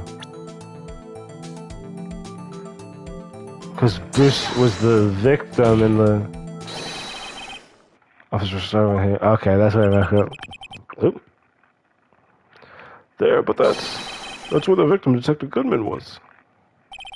Correct, unless the man wasn't Detective Goodman. I believe the victim in this video is Officer Marshall. It was you dressed up like Detective Goodman. But that's preposterous. Officer Meekins waits for the detective at the crime scene. He doesn't know what they look like. Once he saw the man's face, he knew for sure. No. May I point out that Officer Meekins did not know Detective Goodman? He also testified about the man's reaction when confronted. When I entered the evidence room, I asked him to show his card, sir. Yes, and how did Detective Goodman respond? He suddenly pulled a knife on me. Something about the officer's story puzzled me. If the man had his ID card, why didn't he just show it? Yes, he would have needed it to enter the evidence room, so he must have been carrying it. The answer is simple. He couldn't show it because it would show that it was someone else. As you can see, Detective Goodman's picture's on his ID card. Oh, I get it. If you'd showed that his car cover would have been blown, Officer Meekins would have realized the man wasn't Detective Goodman. Do you have anything to say to this, Officer Marshall? You've got quite an imagination, partner. We got a term for that. It's called circumstantial evidence. Circumstantial evidence? He's still denying it? You're gonna have to do better than that to break a detective. Unless you have hard evidence proving I dressed up as the victim. I can't say I particularly care for your uncooperative disposition. I can't say I care for your beard, but you don't see me complaining. Well, Mr. Wright, do you have any evidence proving beyond a shadow of a doubt that Officer Marshall dressed up as the victim? Well, who am I kidding? I don't have anything like that. I can see the fear in your eyes, partner. Seems you're the one who couldn't take the desert heat. This can't be happening. So obvious he's the one. What can I do? Yeah, well, we're just gonna... But I don't think I have any evidence.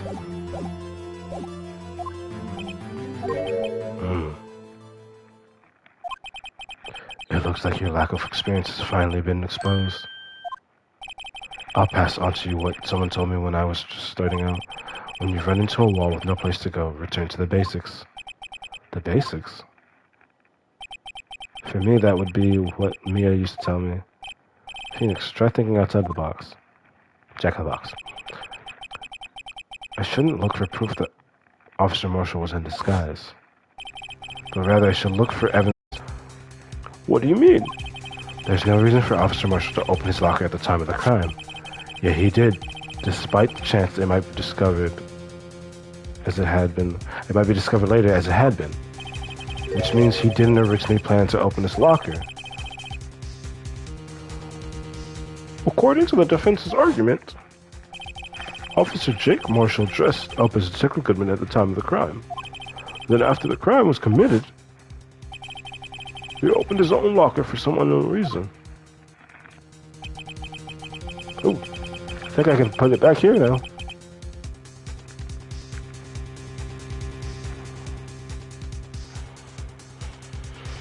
The fact that a white cloth is sticking out of the locker seems to indicate that he opened it in order to put the cloth inside. So, just what exactly is this piece of cloth? Perhaps the video is the key to all our answers. Perhaps the video is the key to all our unanswered questions. I don't have any evidence, so the video is my only shot. Very well. Very well. Let's take another look at the security tape. After committing the crime, the witness opened the locker to put away the white cloth. This shows why the witness had to open his locker. I generally don't know.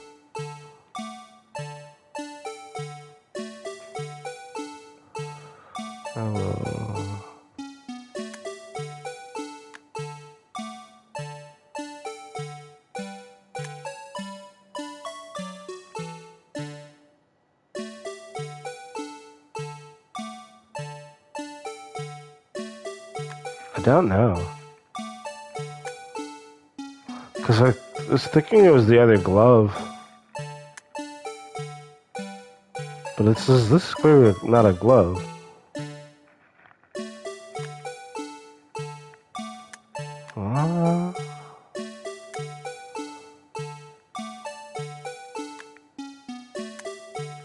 He's wearing gloves, yes. That fell out.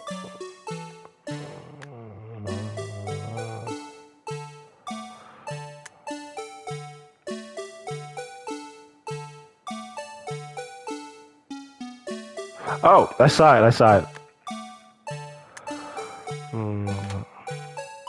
Right here.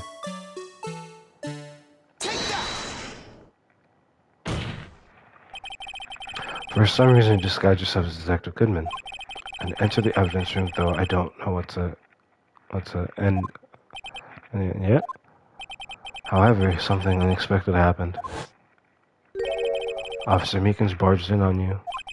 When asked to show your ID card, you pulled a knife on him. However, Officer Meekins panicked, and the white coat you were wearing was soiled with blood. A bloody white coat? You couldn't just walk out like that, so you hid the coat in your locker.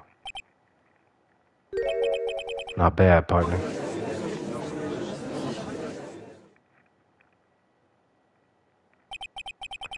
Now then, Officer Marshall, are you ready to tell us the truth? Looks like I underestimated y'all. I hope you're happy now, Mr. Edgeworth. Well, 2 years ago, if you were only half as persistent then as you are today, we all wouldn't have to be here now would we? Officer Marshall, tell the court what you did, all of it. All right. It seems the time has come. Oh, Maureen.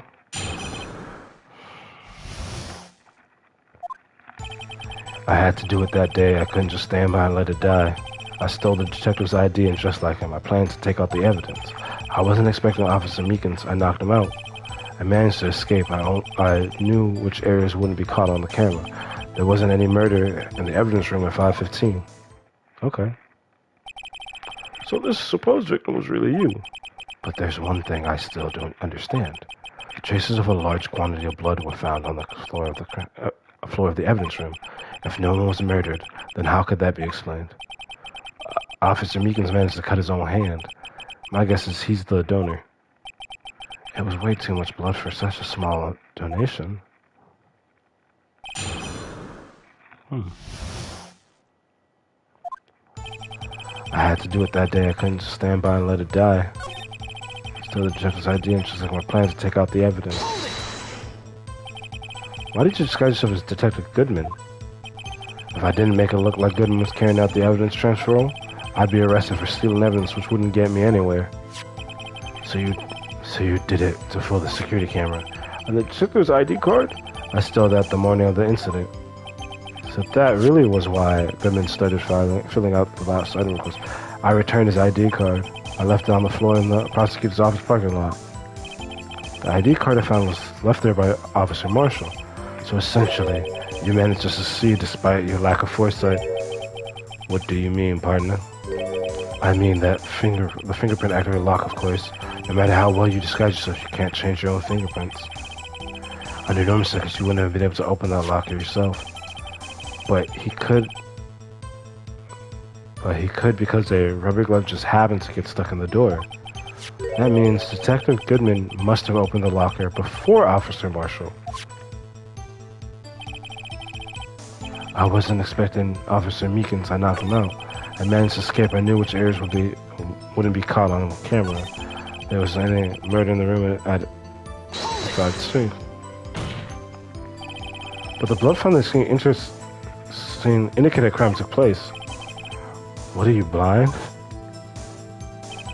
The victim shown on that tape is me, and I'm not dead yet, partner. So you stole the evidence from the locker. Actually, no, I didn't. Why not? When I opened it, the locker, the evidence was already gone. What, Mr. Edgeworth? Where's that evidence? It's still missing, Your Honor. Detective Goodman's locker was already empty. Someone else stole the evidence? I had a feeling we'd wind up here sooner or later. Everyone involved here is related someone to that case. I better take another look at the files.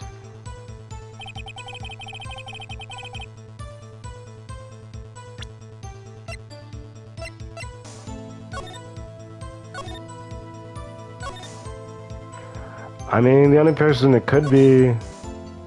Because Lana Skye had called Bruce. So for that to have happened, she could have taken... Or Damon Gant.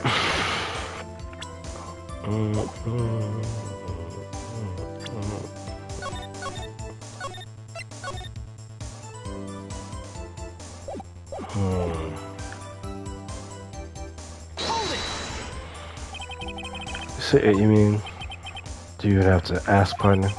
The SL9 incident 2 years ago have passed since the case was closed. It was going to completely end with the transfer that day. Not if I had anything to do with it. That incident's not over. But what did you hope to accomplish by sneaking into the evidence room?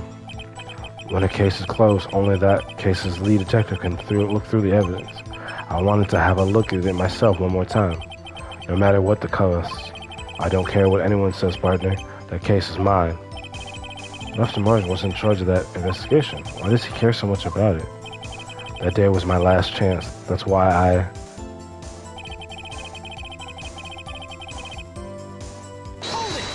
I pressed here. Yep.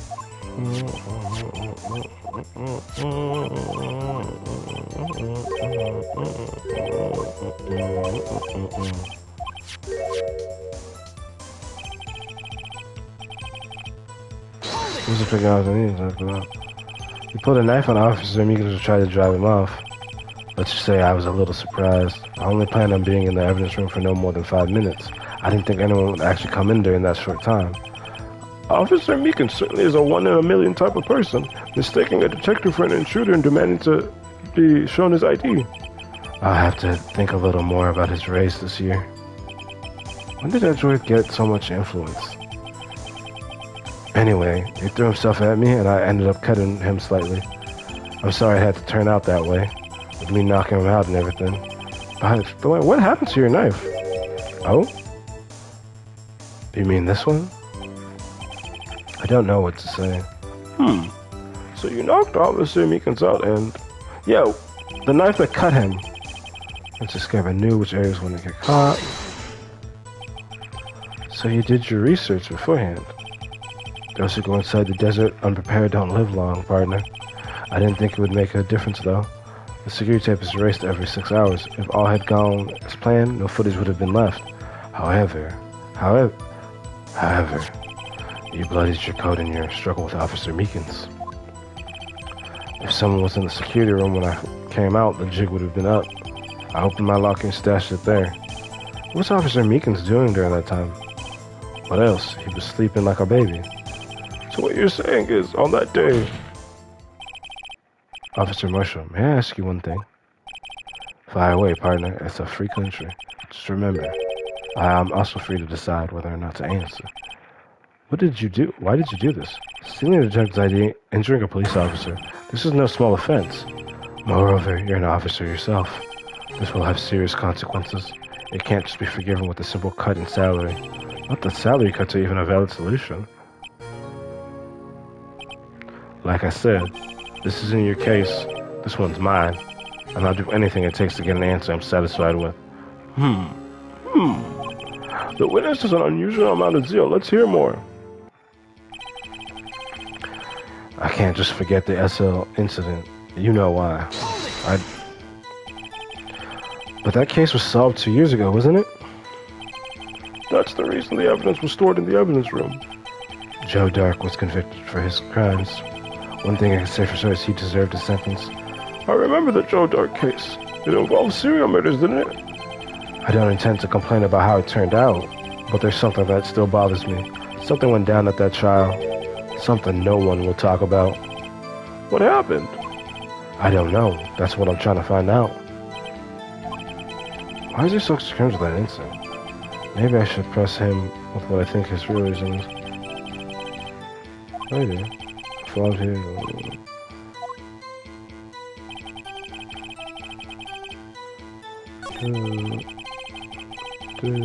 I did press him, so it'd have to be evidence.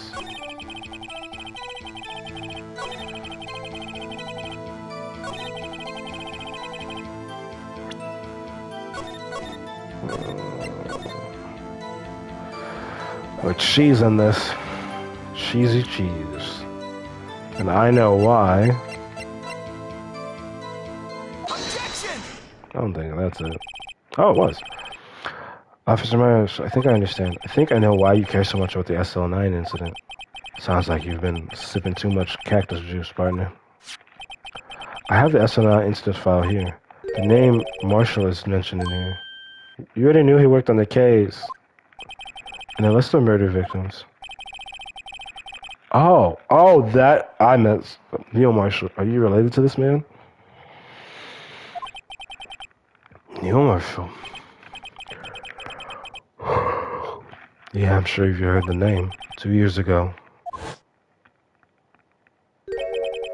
he received the same lousy prosecutor award you got. What? A prosecutor? He must be talking about the King of Prosecutors award. Now I remember. Prosecutor Neil Marshall. He handled the SL9 case. He handled the SL9 case before I did. That's right, he was killed when the case fell into your hands. But what's his relation to you? He was my brother. He was investigating the murders with Damon Gant, then deputy chief of police. Yeah, he was the fourth person. The group of detectives I was part of worked on them. We were desperate to prosecute the killer. This guy looks like he did it. Like, I mean, pretty sure he's definitely did it, but he looks like he did it. Joe Dark. My brother fought Dark and was killed. That was the first time Dark left behind any evidence. That was all we needed. The knife. He was arraigned and incarcerated. The case was finally closed, at least according to the public records. What do you mean? My brother couldn't have been killed by Joe Dark. I knew my brother better than anyone. No one could have beaten him in a fight. And that's your reason for your insane actions? There's more to my brother's death than what the records say. No matter how much you try to hide it, you can't fool me. Well, at least one thing's for certain. Now we know what happened at the police department on the day of the crime. That was the last day the SL9 case could be reopened. Not satisfied with its resolution, Officer Marshall planned to steal the evidence. Disguising himself as Detective Goodman, he entered the evidence room. Officer Meekins confronted him, so he rendered him unconscious and fled. Oh? Yet, this mystery has finally been cleared up. No murder took place at the police department that day. The thing that happened by chance never ceased to amaze. At exactly the same time as the murder at the prosecutor's office, this fake murder was going on at the police department. Chance? It's got to be more than that. So if no one was murdered at the police department on the day of the crime, that means the murder in the prosecutor's office parking lot was the real one. Which in turn means only one person could have committed the crime. Chief Prosecutor Lana Skye. Objection! But wait, a verdict wasn't reached in yesterday's trial. Objection! Which is why we examined the incident at the police department today. But there's only one reason the defendant was not convicted yesterday. There yet remained the mystery of the simultaneous murder at the police department. It seems to me this boy's got the draw on you, partner. All of the mysteries of the police department have been resolved, no doubt about it. Our sole murder took place at the prosecutor's office. The only suspect is Lana Skye. The testimony of one Angel Star is completely uncontestable. If you have a response, make it a single word or less. Our objection would have been something. I rest my case.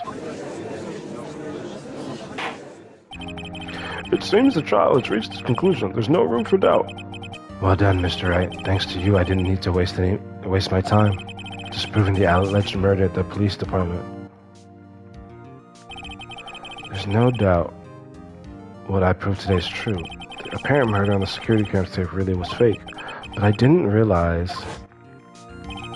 that would end up proving Lana guilty. Now then, the time for the verdict has arrived. This court finds the defendant... Hold on. What? Your Honor, wait. Emma? The defense has an objection, a scientific objection, right? What do you mean, right? Mr. Wright, are you this girl's guardian? Your Honor, in a sense? Please, Your Honor, all I'm asking is for a minute of your time. Please hear me out. Mr. Edgeworth, please. I don't want to leave any loose ends. You want a minute? I'll give you 3. Oh, that's so nice. I was kind of in shock. I mean, funny. Oh, I just realized it's surprising because she had run away earlier because she wasn't there. I mean, finding out the SL9 incident referred to the Joe Dark killings. Now that she mentions it, the names of both Skye's sisters were in that file. But that's when I figured it out. I mean, what Officer Marshall was trying to do that day. So I knew his fingerprint had nothing to do with the crime. That left only one thing, the other handprint. You mean the traces of blood found on Detective Gumshoe's locker? But no fingerprints were found on it, right? No, but I figured if I examined it scientifically, I'd be sure to find a clue. So I ran over there and looked at it again. So did you find something? No. Huh? Sorry, I guess I'm not much of a scientific investigator after all. Is that all? Please don't be mad. I'm just a high school student. I'm just an attorney. But Mr. Wright, those traces of blood are the only clue we have. If we can't find something wrong with them, please, Mr. Wright, you're a professional. If anyone can save Lana, it's you. Me? Oh boy. Time's up now then, Mr. Wright. With regards to the incident at the police department, does any reasonable doubt remain? It appears the defense is troubled by the other blood mark. Looking at the floor plans, a handprint was discovered around here. Is there a problem with this? Mr. Wright, I'm sorry I couldn't be of more use. But still, if you can't find anything wrong with the blood mark, Lana will be... I only have one shot, so... If you can't find anything wrong with that blood mark, Lana will be... Please answer my question, Mr. We don't have all day. Yes, Your Honor. If ever I need to concentrate now. Okay. What could be wrong with the handprint on Detective's locker? Could there be something I'm missing? Objection! Excuse me.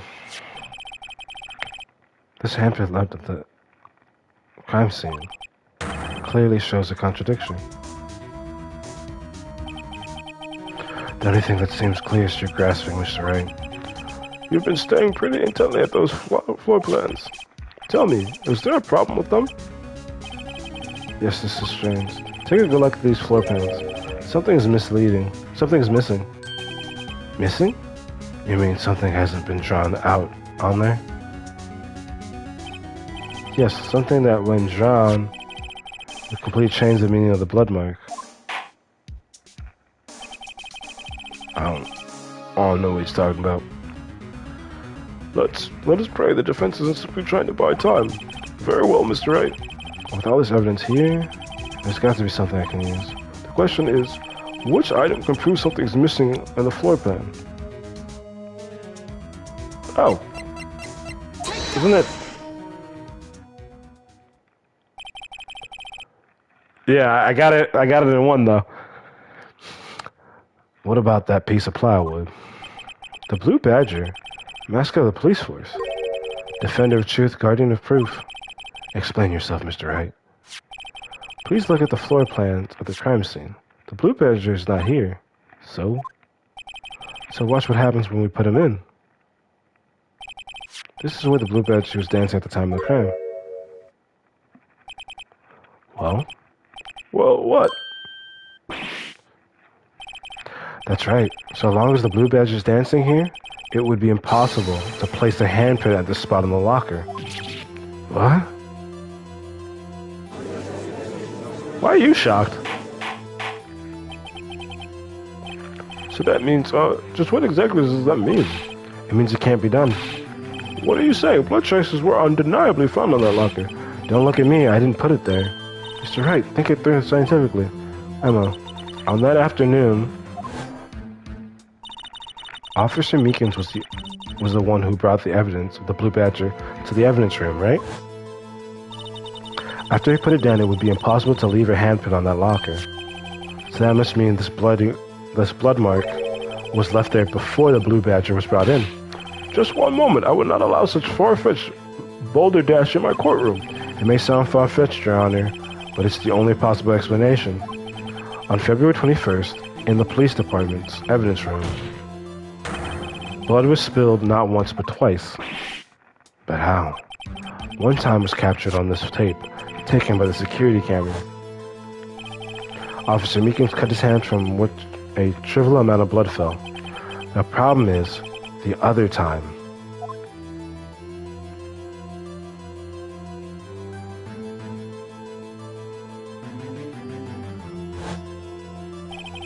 Someone bled prior to the struggle shown on this tape. It had to have been Detective Goodman when he was really murdered. Objection! That's ridiculous. I refuse to accept your absurd claim. Objection! The murder portrayed in the security tape has been proven to be a fake. However, that does not explain the blood mark found on the locker. Objection! So then, assuming this murder you purport really happened, when did it take place? I demand you show evidence that proves when it occurred. When did the first incident occur? To summarize, the defense claims that prior to Officer Meekins being cut by Jake Marshall, who was posing as Detective Goodman, another incident took place in that evidence room. That's right, the blood mark on the locker proves this. Very well, then tell us. When did this first incident occur, as Mr. Edwards said? Well, proof must be present.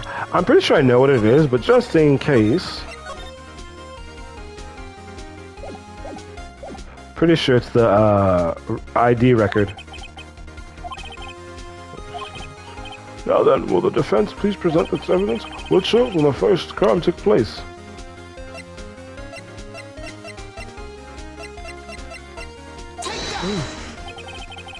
If the crime took place inside the evidence room, then the killer would have had to enter it. And in order to do so, an ID card would have been required. An ID card? Oh, the ID card record. Officer Meekins brought the Blue Badger panel into the evidence room at, 5:50. 4:50. If the crime took place before that time, then it would be 4:40.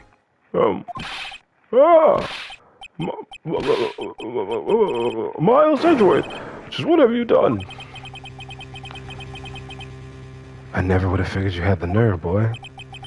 Drop the act, witness. It doesn't take a lot of thought to figure out it couldn't have been me. Nope, I ain't getting it. I'm afraid I don't understand either. It's clear from the luminol test the blood was there. However, when the second crime took place, both Officer Meekins and Officer Marshall failed to notice the blood.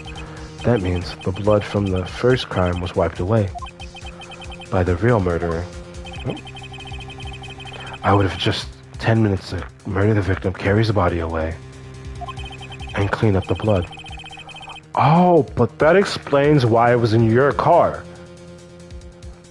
Why Bruce was in your car, because when you were in here, the murderer went and placed the body there and cleaned up the blood. Unfortunately, that's physically impossible. That would mean the crime must have taken place before Mr. Edgeworth entered the evidence room. Let's look at the chart again. There's only one other card number remaining. 7777777. Talk about a lucky number. Well, wait, that doesn't make sense. How could Detective Goodman have entered the evidence room since there's no record? So he entered with somebody. Since there's no record of his card being used before, he must have entered along with the real murderer.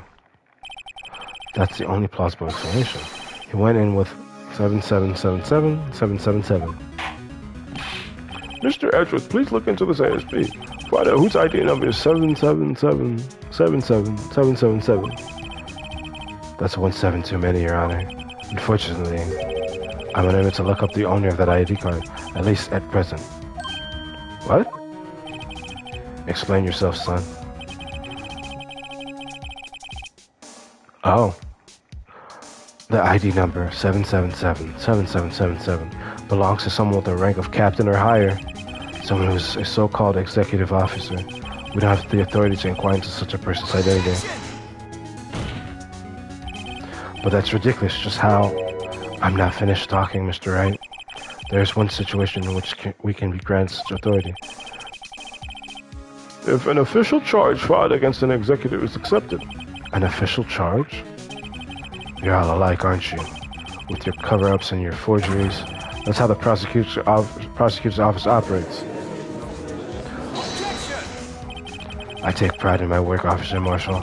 I would appreciate if you would keep your slander to yourself. Slander, is it? Okay. Let me ask a question. Yes? No, not to you. To her, the defendant sitting over there. Your own little executive. Lana? Objection! Don't be stupid. She's been charged with murder.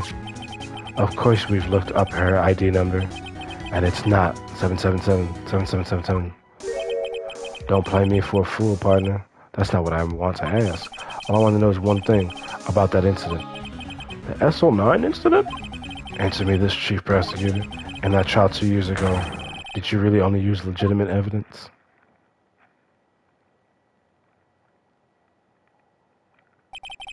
Do you need the witness to repeat his question, Chief Prosecutor? I heard him fine, Mr. Edgeworth. 2 years ago, I was in charge of the prosecution for that trial. At the time, we occasionally felt the powerlessness of the law. At least, I did. Lana.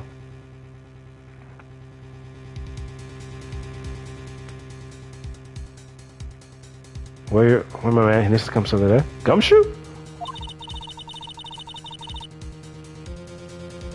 Then we can go swimming. I'm with the law. But before I realized it, we were the ones being suppressed by the law. Defendant, just what are you saying? I'll ask you again, Chief Prosecutor. During that trial 2 years ago, did you really present all the evidence in court? Can you look me and investigating that crime in the eye and say that? Say that you did? Chief Prosecutor, you didn't. I don't have to, Officer Marshall. Why won't you answer him? Drastic crimes require drastic measures. That's just the way it is. We did what we had to in order for him to get the verdict he deserved. But Lana, even if it involved forging evidence. Oh.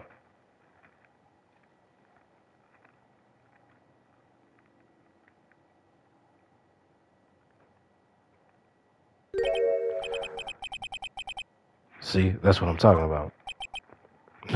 No. Order! Lana's remarks caused such a stir. The chaos in the courtroom. Oh, I have to wait until the following day. To be continued. How much time is it? Oh, yep. This is a good amount of time. Unless it's another trial portion. No? Is it investigation? What are we doing? Okay, so I did investigation 2 portions of trial, and I did investigation 2 portions of trial. So I think the last set will be... Because I feel like I can end a bit earlier than normal. Yeah. As far as you remember, DB, it should be about the same, right? Like another day of investigation, then just the...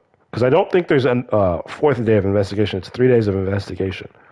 So I think the 2 trial parts, or if there's more, will be over in the next time I play this. So it should be done... What day is today? The 28th? Should be done Sunday. So that I can go the movies on Monday if I finish.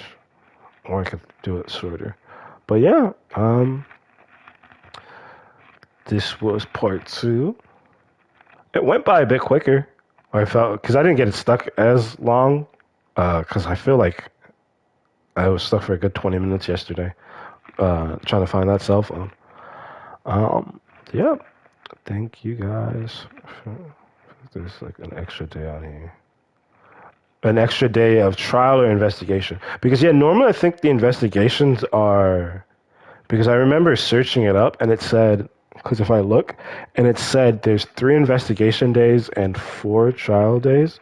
Yeah, because each of these trials instead had 2 parts. They had former and latter. So they ended up having 2. So I've done 4 parts of trial so far. But let's see. Rise from the ashes. Ace Attorney. How long? Someone said 8 hours. It says 8 hours. 8 to 12 hours. It features 3 extensive investigative segments and 7 trial segments. So, with what I just finished, I finished 4 trial segments. So there's 1 more day of investigation and 2 trial segments basically, and then, or and then 3 trial segments. So, yeah, because I'd like to end it here. So I'll just do as much, probably at least the investigation in 2 of the trial segments. Depends on how long that last one is, but I could probably just finish it tomorrow. This was day 5 of Phoenix Wright Ace Attorney, but part 2 of Rise from the Ashes. But anyways, thank you guys for watching.